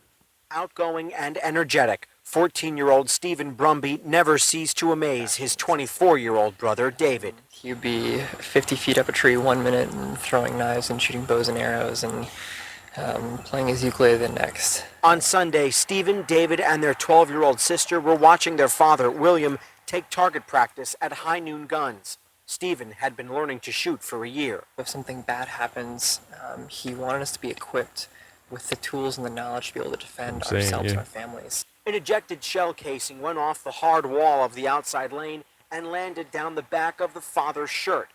It was hot. In a panic, the father accidentally used the hand that the gun was in to brush it off. In a panic. The gun inadvertently fired, the bullet ricocheting down off the roof and striking Stephen in the neck. Oh, Yelling God. 911.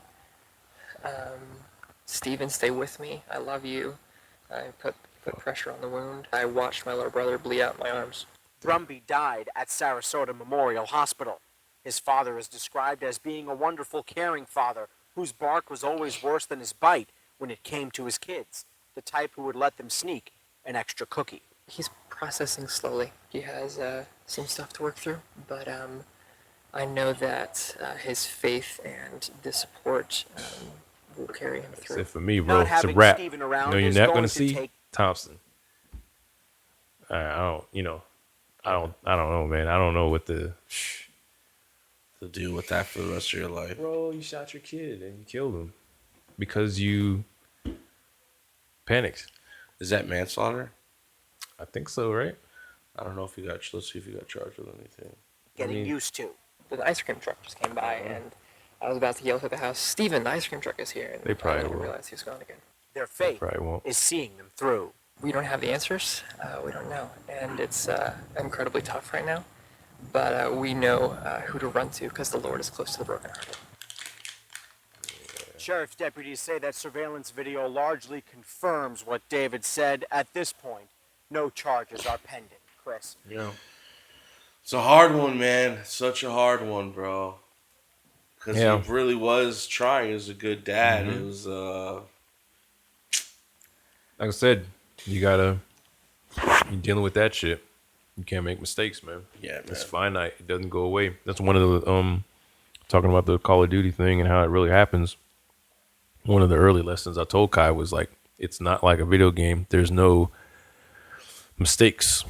You're not getting respawned. There's you gun involved is a absolute thing. Like it's on or off, you know. And you might get hit in the leg and it's kind of on and off, but no, like you get shot in the face or something like that, or you come playing, you want to mess around, you go to I was always worried about him going to his friend's house and his friend being like, "Yo, check this out." So every time he has like a sleepover or something, I'm just very whatever about it. But yeah. Yeah, because you want him to have fun, but you know that there's so many circumstances out there. Yeah. Mm-hmm. Think about how many times I fucking skirted death just going outside because of some of the choices I made. So, but that's what it is. That's the world. I gotta accept that. Yeah. Yeah, you gotta live life to really get a good personality. You know what I mean? So this is another scenario where like the father, I think he was trying, but it just ended bad. Okay. Witnesses say it was This like a scene dumbass. out of the Nah, movie man. Fight Club. Bad dad. A Florida man set up a fight between his son and another young man dad. so he could make sure it was a fair fight. But it all went horribly wrong, ending with that man in custody. WFTV's Kevin Oliver has details, and we warn you, some of this video is pretty violent. It was like a scene from the movie Fight Club, except this was no movie and it was hardly an even Right, match. that one right there. And now 35-year-old Gary Johnson Jr. is looking at prison time for this beating of a 16-year-old Shout out to this half kid, his though. size. I mean, he was a bully Police say and Johnson everything, in the so white tank it's top fucked had up. just But refereed a street fight he stood up to that dude. He stood up to that dad.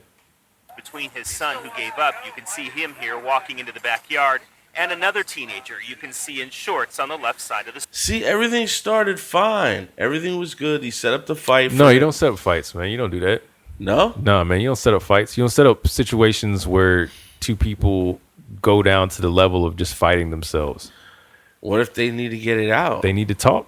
And if they need to fight, they need to fight. I understand like the need to have to fight, but two kids, they don't need to fight. Whatever the problem is, it's not that serious. Whatever it is, it's a girl, it's a disrespect thing. It's not I stole $300,000 from you. I didn't murder anybody.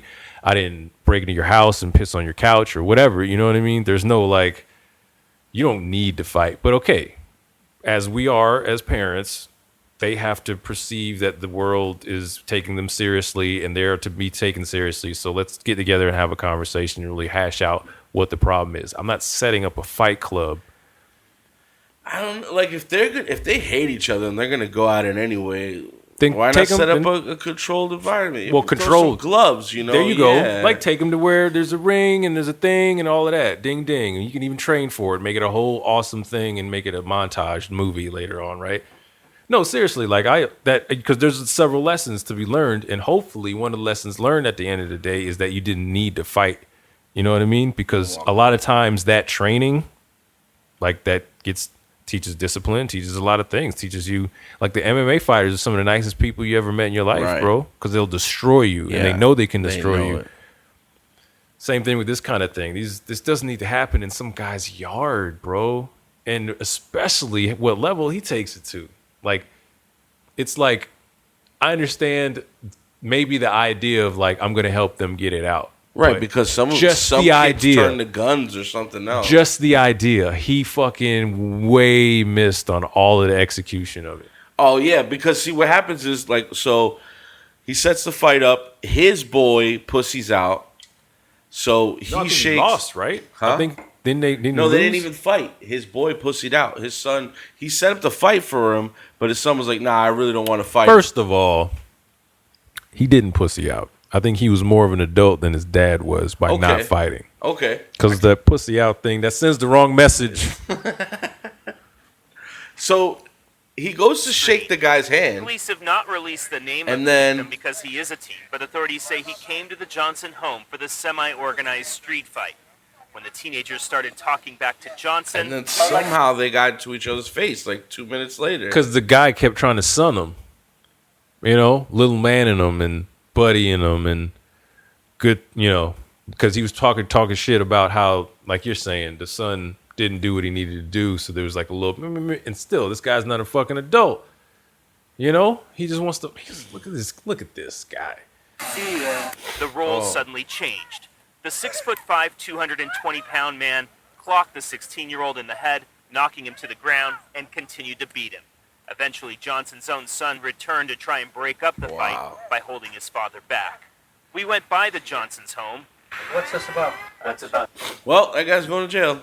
You going to jail now? Going to jail. You going to jail now? Yeah, man. Bad father. That father. Okay, so this is another scenario. There's a dad with his daughter at a fast food place, and his daughter gets into a fight, and he tries to split it up. What happened? Running back? So this girl is arguing with this girl. Okay. This girl's dad's right here. Dad, okay. He is. First of all, go back one more time. I'm sorry. He's trying to break it up. First of all, right before, see his face. Don't you see the look of terror in this man's face about what's about to happen? When she pushes, oh no! Yo, is she swinging back though? Yeah, she's coming back right away, as she should. You know, you don't push me in the middle of Burger King. Oh man! Oh, he broke his hip. He fell out. His hip is not moving. Hold on to your chicken wing. Oh, this hurts so much. I knew this. Oh, he got her in a choke lock. A messy brawl in Eatonville.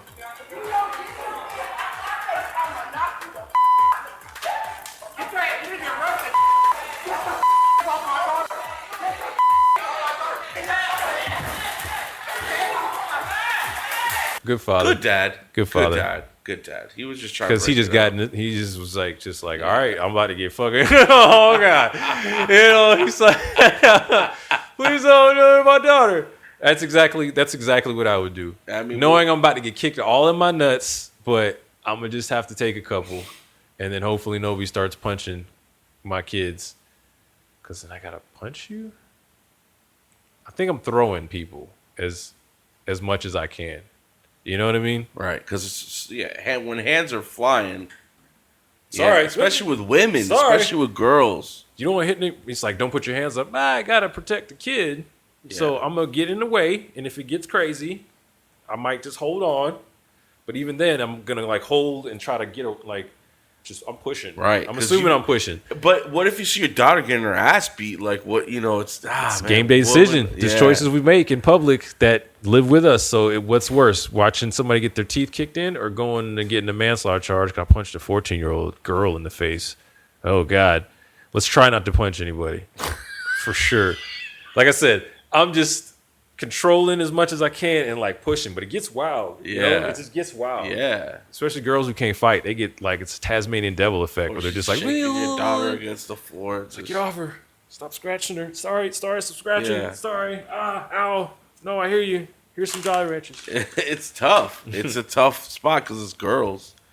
So this one, it's talking about guns, but on another level. Like this father took in Nicholas Cruz, the Parkland shooter, because Nicholas didn't have a family. We know that his mother died, and so Nicholas came to live with them, but with some guns. So what do you do at that point? Like your son can't have the guns. You can't have the guns, right? Can't have, if your house is not a gun house, then you can't have the guns.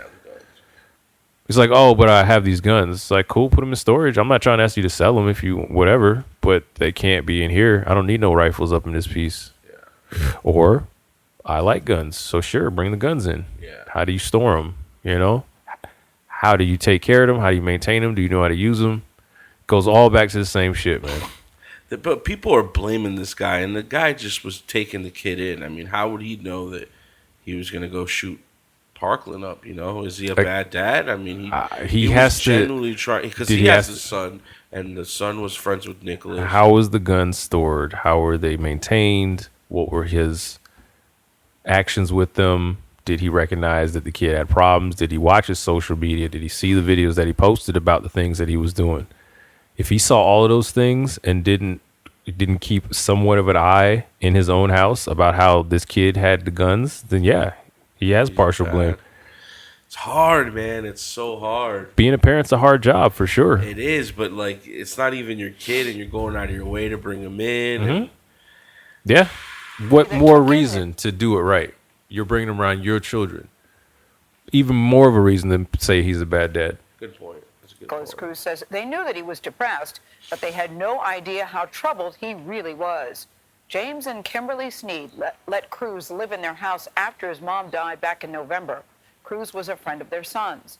John Blackstone sat down with the Sneeds to ask about the 19-year-old's life and his history with guns. The Nick we knew was not the Nick that everybody else seemed to know. He pulled one over on us, as well as a lot of people. Nicholas Cruz had been living with the Sneed family for about 3 months when he allegedly carried out the deadliest school shooting in Florida history. How many guns did he have? I'm not sure, 5 or 6. He was coming into your house and you didn't know how many guns he had? Oh, house, wait. So bad, Dad. Oh, house, wait. Yeah, so bad, Dad. Off the he didn't even know how many guns. 5 or 6? No, is it 5 or is it 6? How do you not know? Yeah, they're weapons.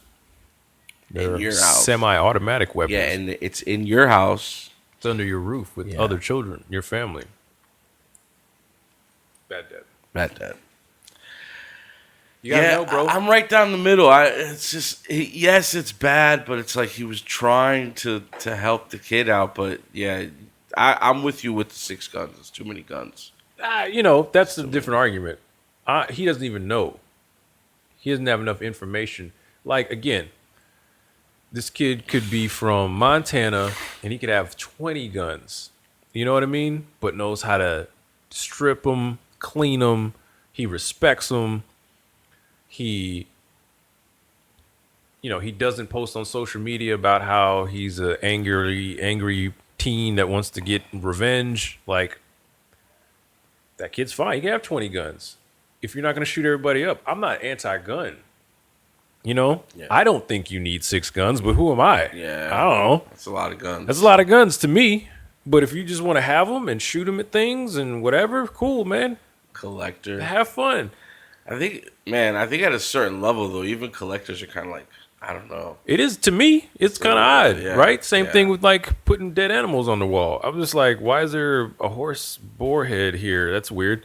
Or a moose. Fucking moose head. It's like, why is this hanging there staring at me? But, but if there's a kid in your house with 6 semi-automatic rifles, like, you should know a little about, hey, bud, what you doing with all those guns? Oh, I just like guns. Cool, man. You like to shoot them, or what do you like about them? I like the power it gives me when I stare down the sights at my target. Huh. All right. That's what's up. You ever get any training on that, or like, no, I did self-taught. Cool. How about we go out to the range and just you teach me, and we kind of like you show me what you know, and then we'll bond, and I'll really find out if you're a fucking psycho or not. You know what I mean? Cost me $80. I'll go shoot some guns. I'll learn how to shoot guns. Teach him how to use a gun. Saved a lot of lives for $80. Yeah. Instead of just being like, oh, he's got guns. Cool. What's for dinner? He shot up the thing. He's a little depressed. Oh, crazy. We knew he was a little depressed. How many guns do you have? 5 or 6. It's like, fuck, dude. It's not like his favorite cartoon. You should know about anyway. Bad Dad. Bad Dad. So this gentleman is a complicated situation. We'll play the story. This is the first and last time a local father held his son. The boy is now 1 year old. Even though his son lives only blocks away, the father cannot see him. The reason? The boy's mother was married to another man when the child was conceived. Michelle Casada live now to explain the law stripping this biological father of his rights. Michelle? Michael Kelly, a judge ruled in favor of the Florida law, denying Christopher Phraydoe the chance to even open a parental custody case.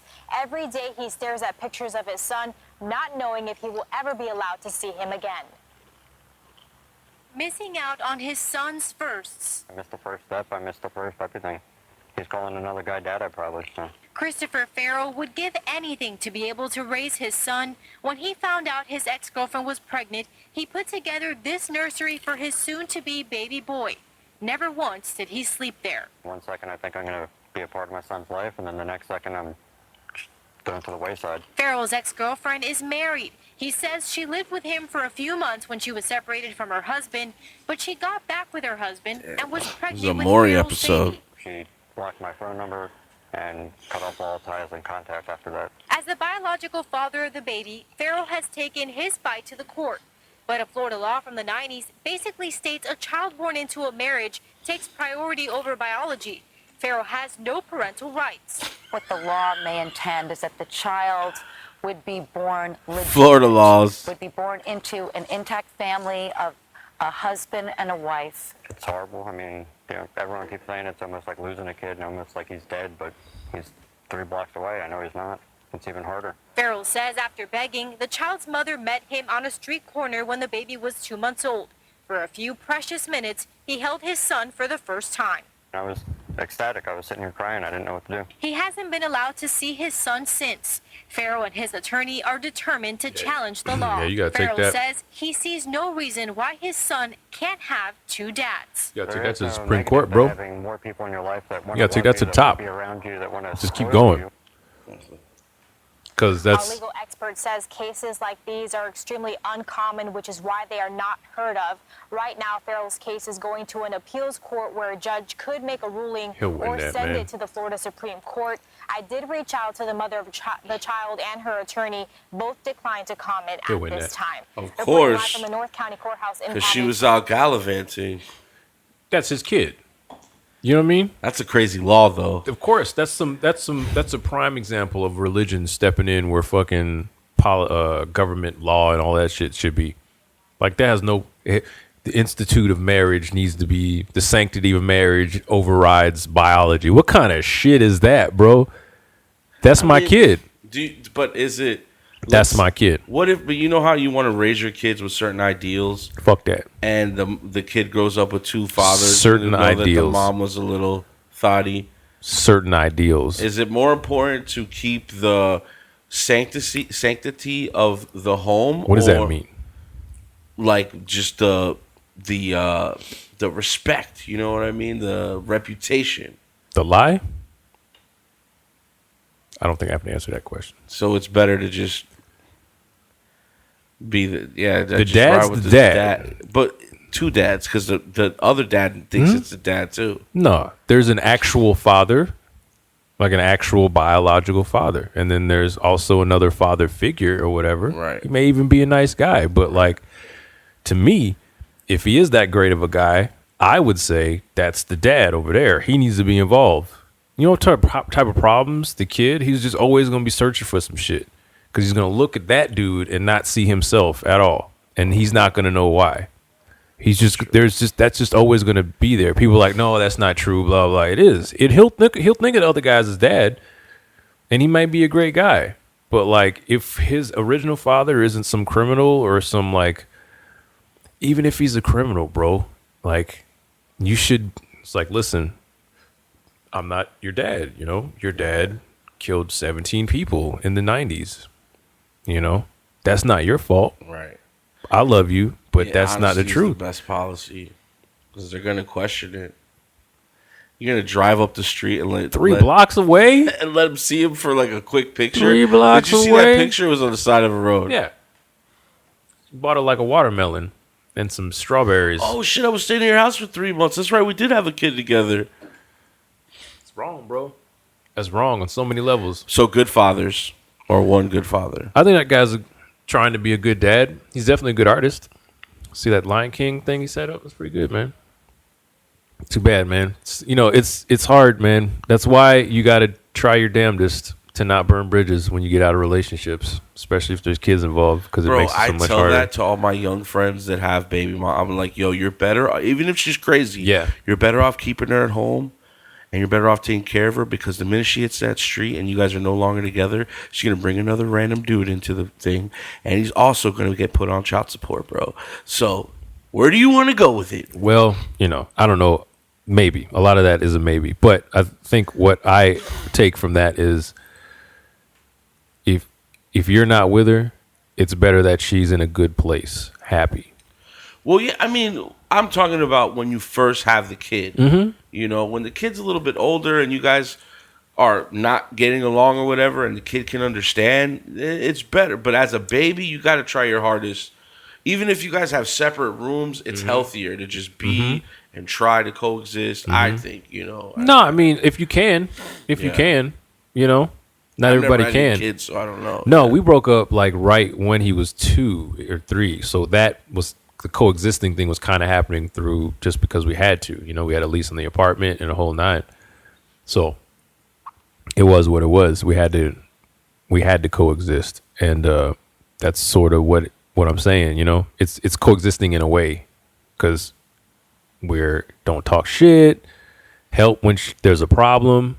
Like I've been over there, you know, doing construction on the doors and shit. You know, construction's a strong word. Doing something to like maintenance that had nothing to do with me. You know, helping with whatever. You know, just trying to coexist, and it's better than burning a bridge and meeting your girlfriend or ex-wife on a corner so you can see your baby for 4 seconds. It sucks, man. Even like, so my stepdad was around me more than his real kids. You know, we went all over the world together. That sucks for them. I got to, he paid what he was supposed to pay. He talked to him on the phone, but he would see him not a lot, once a year or something like that. Twice a year. Really good dad, you know, but it's just, she got the kids, you know, what are you going to do? And then, you know, my girlfriend's kids see their dad once every 2 weeks, one weekend out every 2 weekends out of the month. It's not a lot. It's 6 days, you know, it sucks for him, but that's the choices he made in life, put him where he's at, you know?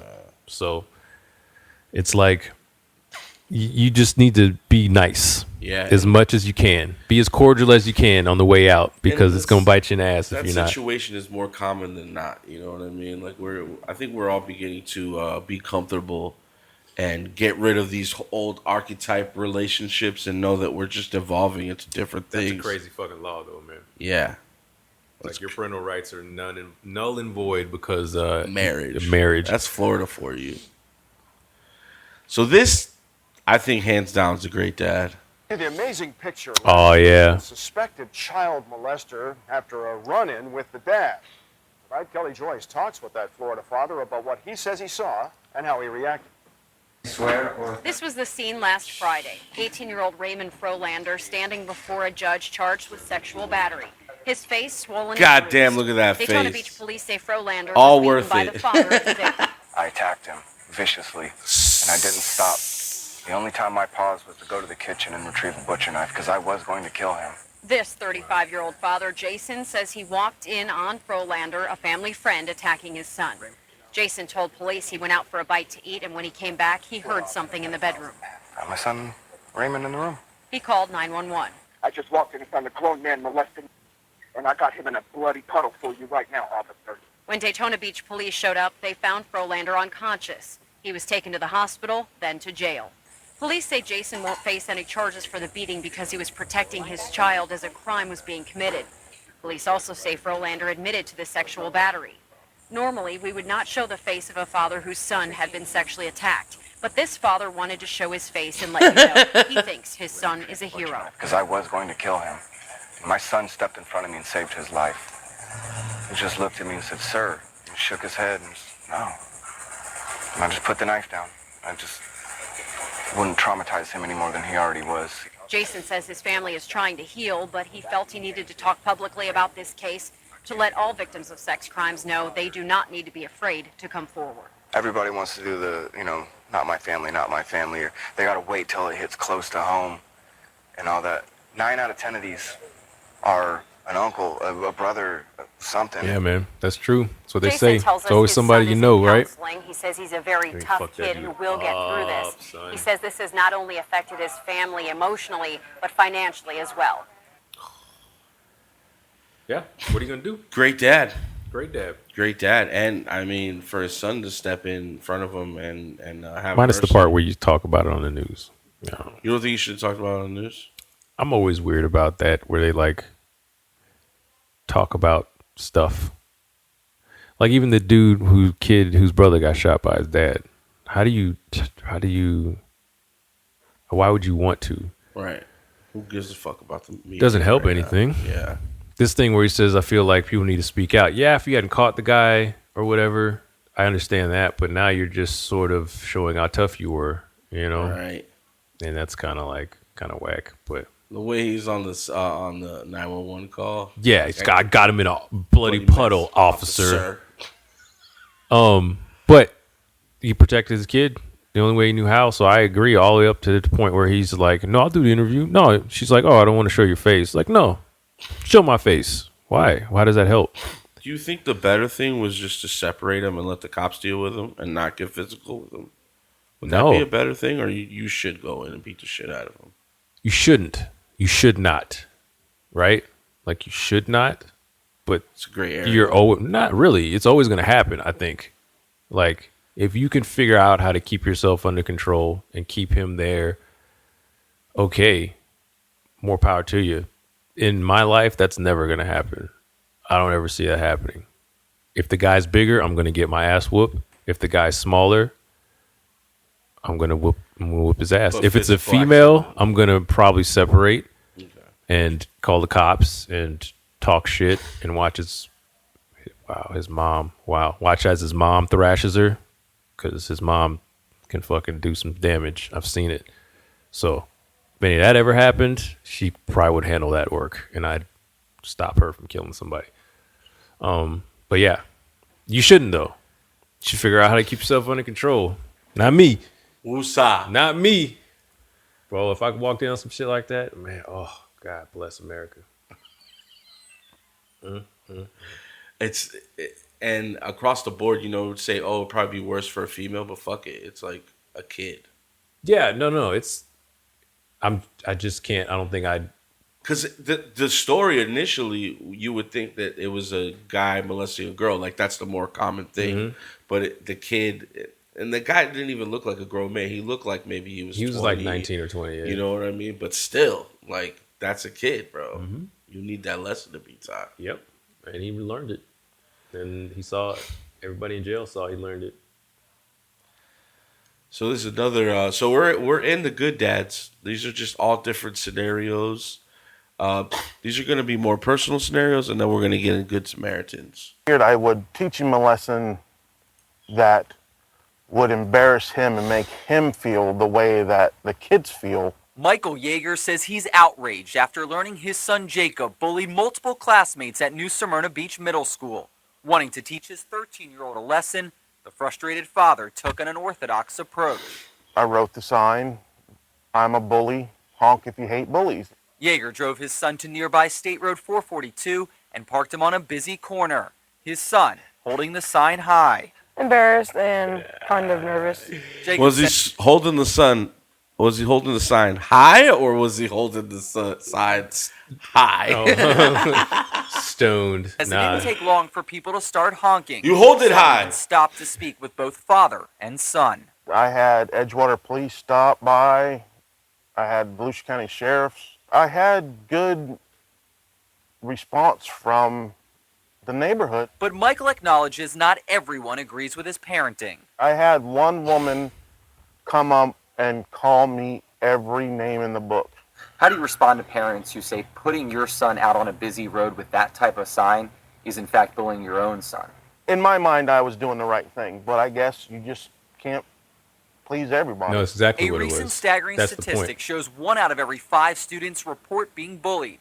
Jacob says he's learned an invaluable lesson and now plans to help, not hurt his classmates. You never know, what someone can be going through. If you want to be the bully, and if you have something inside you need to tell someone, go to, a guidance counselor or someone. So somebody really thought he was a bad dad. Yeah. I would think he was a good dad. Good example. I mean, if you're mad at me for bullying my son, then you don't understand the point of the exercise. I am bullying my son and embarrassing him.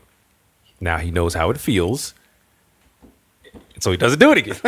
Come on, what the fuck? It's like, what are you talking about? It's not supposed to be positive reinforcement. That's a social war, just no, social but war. it doesn't even make sense. What do you say to people who say you're bullying your son, and you say, then they understand what I'm doing? I don't know. That's the point. I'm doing something that he hates, that's going to make him uncomfortable, that embarrasses him.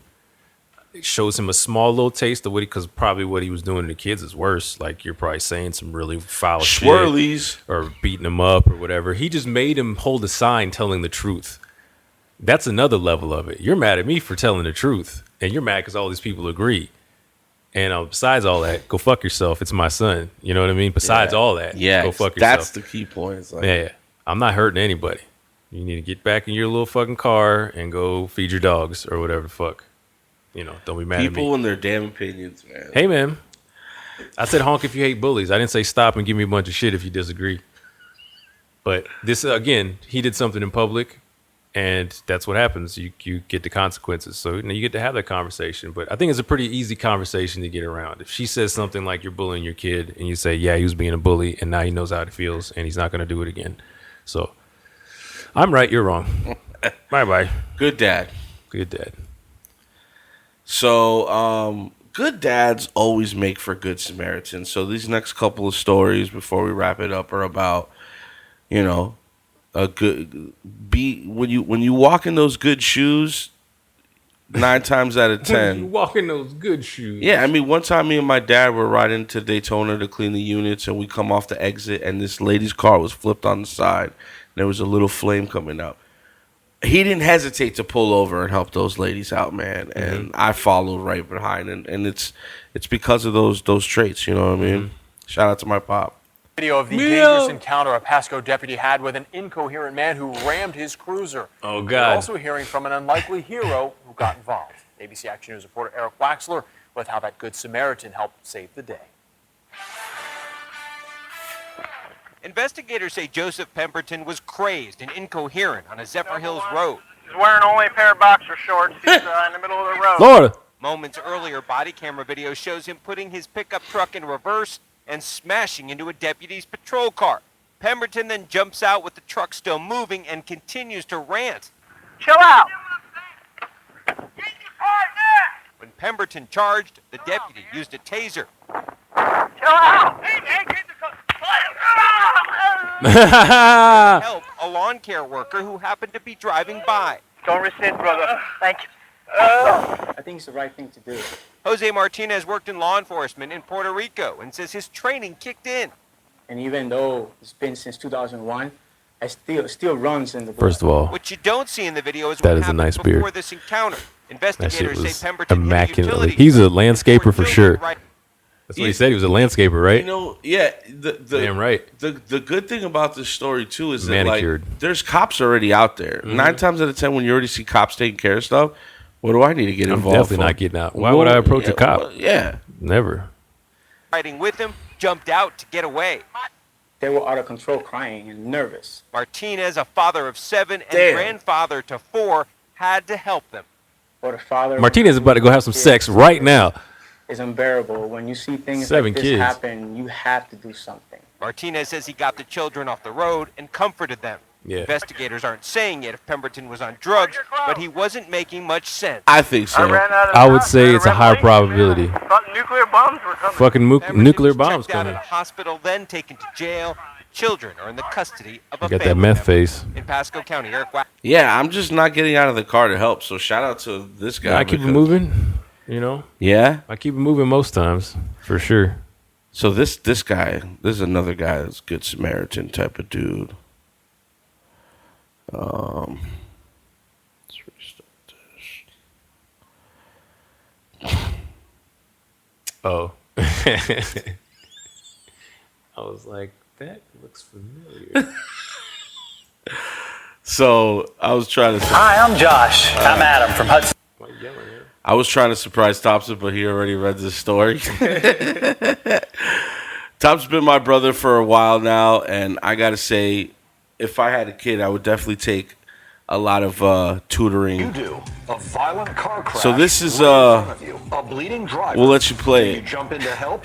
Good evening and welcome, everybody. I'm Charles Ballat. And I'm Luann Sorrell. Tonight, the incredible story of a man who started a rescue that turned in to a takedown. Valerie Boy is live tonight with the story you will see only on Fox 35. Hi, Valerie. Hey there, Luann. Well, police say it was a very violent crash. A woman was waiting right here at this traffic light here at Lee and OBT when suddenly another driver hit her so hard her car flipped over. And that's when a Good Samaritan jumped into action. And boy, did he get a big surprise. The front of his car is gone. Like, it's just smushed into nothing. I was trying to turn on the car, so I'm like, all right, let's see. When driver Chris Thompson saw one car smashed up and another flipped over, he stopped to help. Police say he even pulled open the door so 20-year-old Fabian Cabrera could get out of his car and rest as blood dripped down his face. Let's go sit over here. So instead of doing that, he just sort of does this. Reenactment. So I'm like, all right, cool. You're on, even better. You're out of the street. So just sit down and relax. I'm telling him from this side. But he just sort of just keeps doing this. Like I said, he's kind of just stumbling around. But Thompson says it was more than stumbling. Then I realized he's not like dazed as much as he is trying to get away. So I'm yelling at him like, hey, bad idea. Bad idea. You messed up. That's when Chris flagged down an officer and started yelling. The guy in that car is running. He's right there. So the cop takes off, chases him down, brings him back. Police charged Cabrera with leaving the scene of an accident and resisting an officer. Chris is glad cops caught him with his help. I'm shocked. I'm just like surprised. To me, I wouldn't do that. So it kind of shocks me that someone would, especially. It's naive of you, young man. Your fault. And police say the woman driver severed head and Yeah, shoulder lady was laid injuries. out, man. Meanwhile, the suspect was released on jail on bond. Live in Orlando, Valerie. I remember waking up in the morning and seeing this story. I was like, holy shit, I know that guy. Fucking man. hilarious, man. The fucking he was in the lane. He was in the wrong lane. Like his car was in the wrong lane. It had spun a bunch of times. It was like half gone. And you look past that and you could see his car was smoking, and you could see a car on its side and some lady just like laying in the grass with people like walking toward her. So I didn't see the accident. I just came up on it afterwards. So I pulled over and I walk up and you could just hear the car going from him turning the key. To get out of there. But he's just like, oh. I'm like, hey, I don't think that's gonna work. I was like, there's no engine. There's no car. And he's just like, I'm like, look, stop turning the car. Let's try to get out. Fuck, man. All right, man.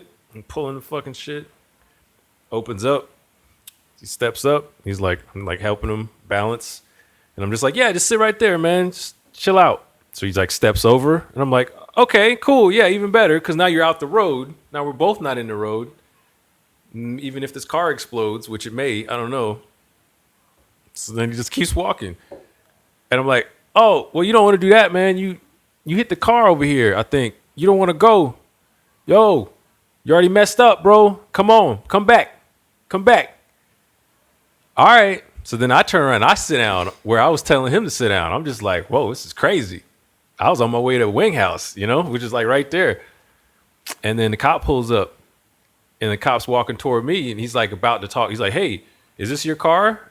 And he was something like that. I forgot exactly what he said. And I'm like, no, that's his car. That's him, bro. He's walking away. And the guy was just like, all right. And he didn't even have to even run. That's why when she comes out, it was like a chase down and blah, blah. Dude was just like he was kind of half jogging, but he wasn't. I don't know that he was like, he was just fucked up. You think so? I think he was trying to get away for sure, but I don't know if he realized what was happening all the way. But he was, because he was how fucked up he was, So he was intoxicated more than just something. I don't know if he was drunk or high or what. It was definitely his fault. From what it looked like, yeah.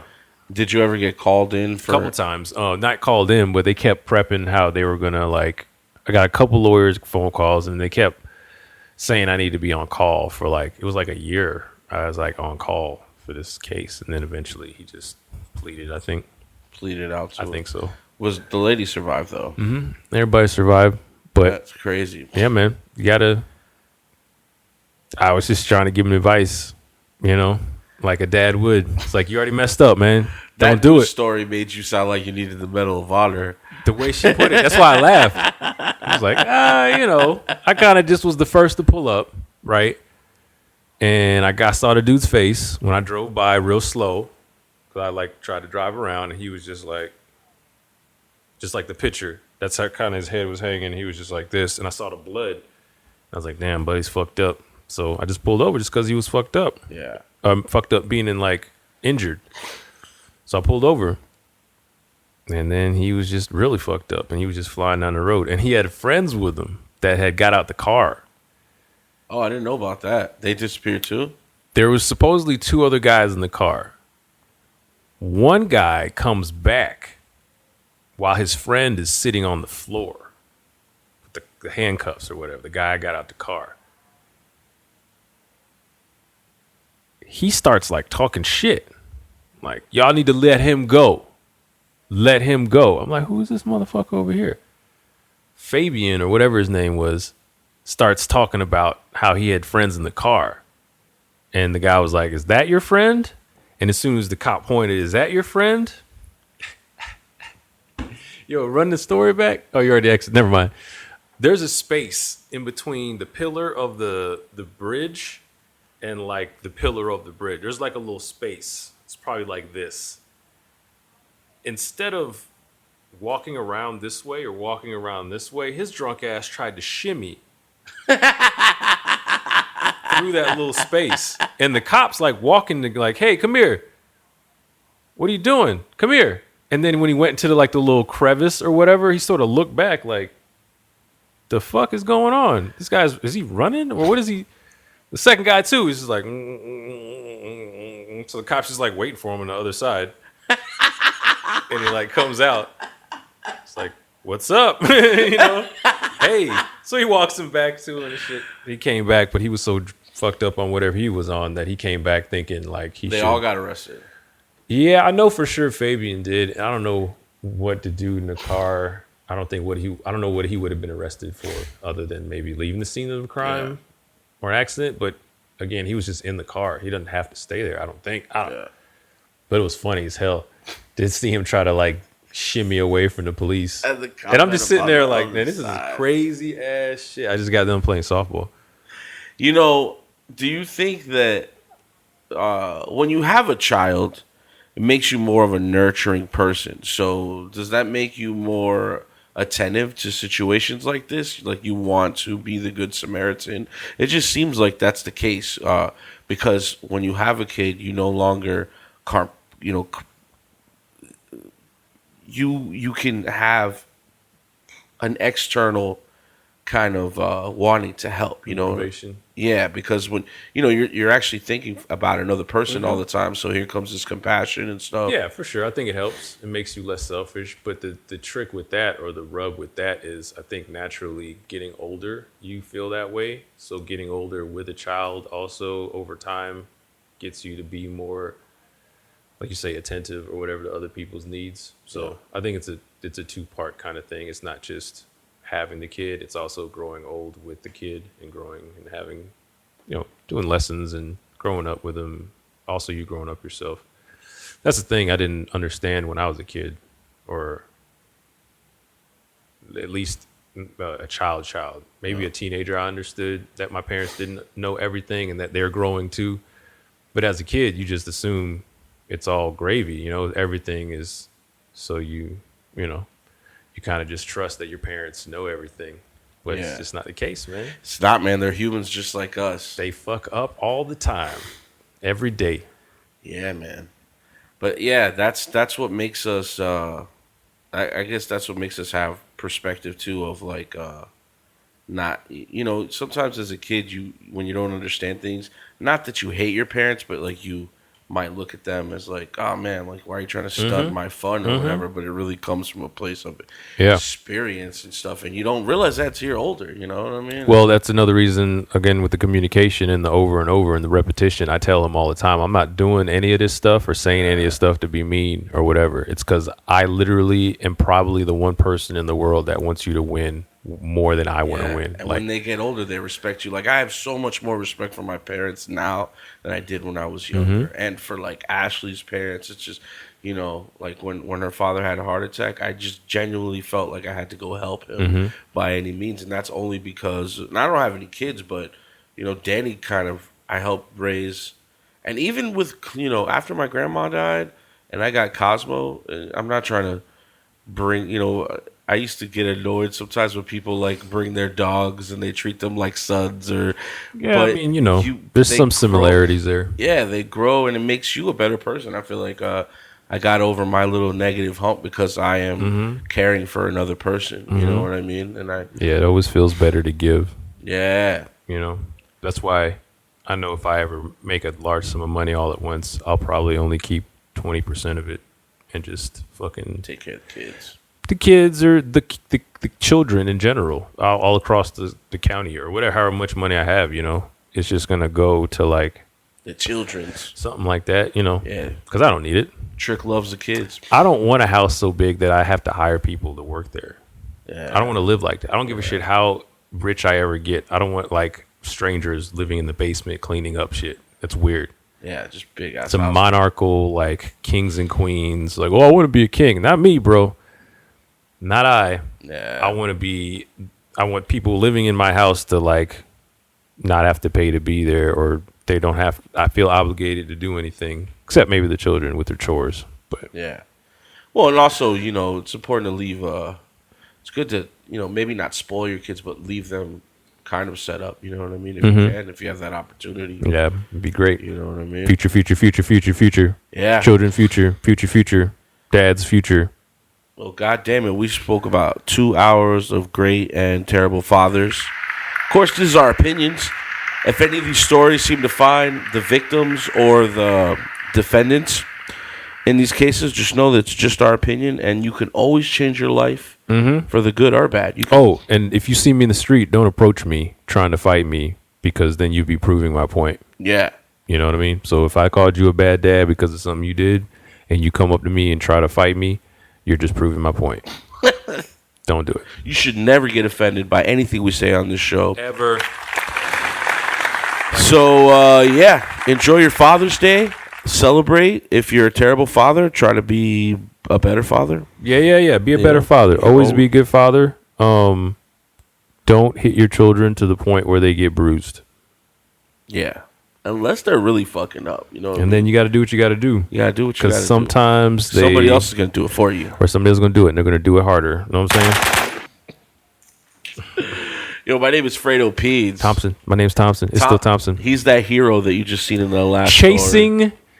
pulled a guy out of a car, pointed him out to a deputy so that he could chase him down and bring him to justice. This guy's Bruce Willis. When all I did was get out the car and sit on the curb. Die hard. I think I was sitting down when I pointed. I was like, because I wasn't running after him. It's Fresh Produce, Florida Media at Gmail. Thank you for tuning in. Hey, Chris, we shouting you out. Thank you for all the comments on the other episode. Man. Appreciate there all the time. Oh, man. That's Thank Philly, you. Right? Is that Philly? Pittsburgh? I think he's from Florida, maybe. I thought he's from up north. I'm not sure. We're going to have to figure that out. We just became friends on Facebook. Word. Shout out. Gang signs, we love you guys. Yeah.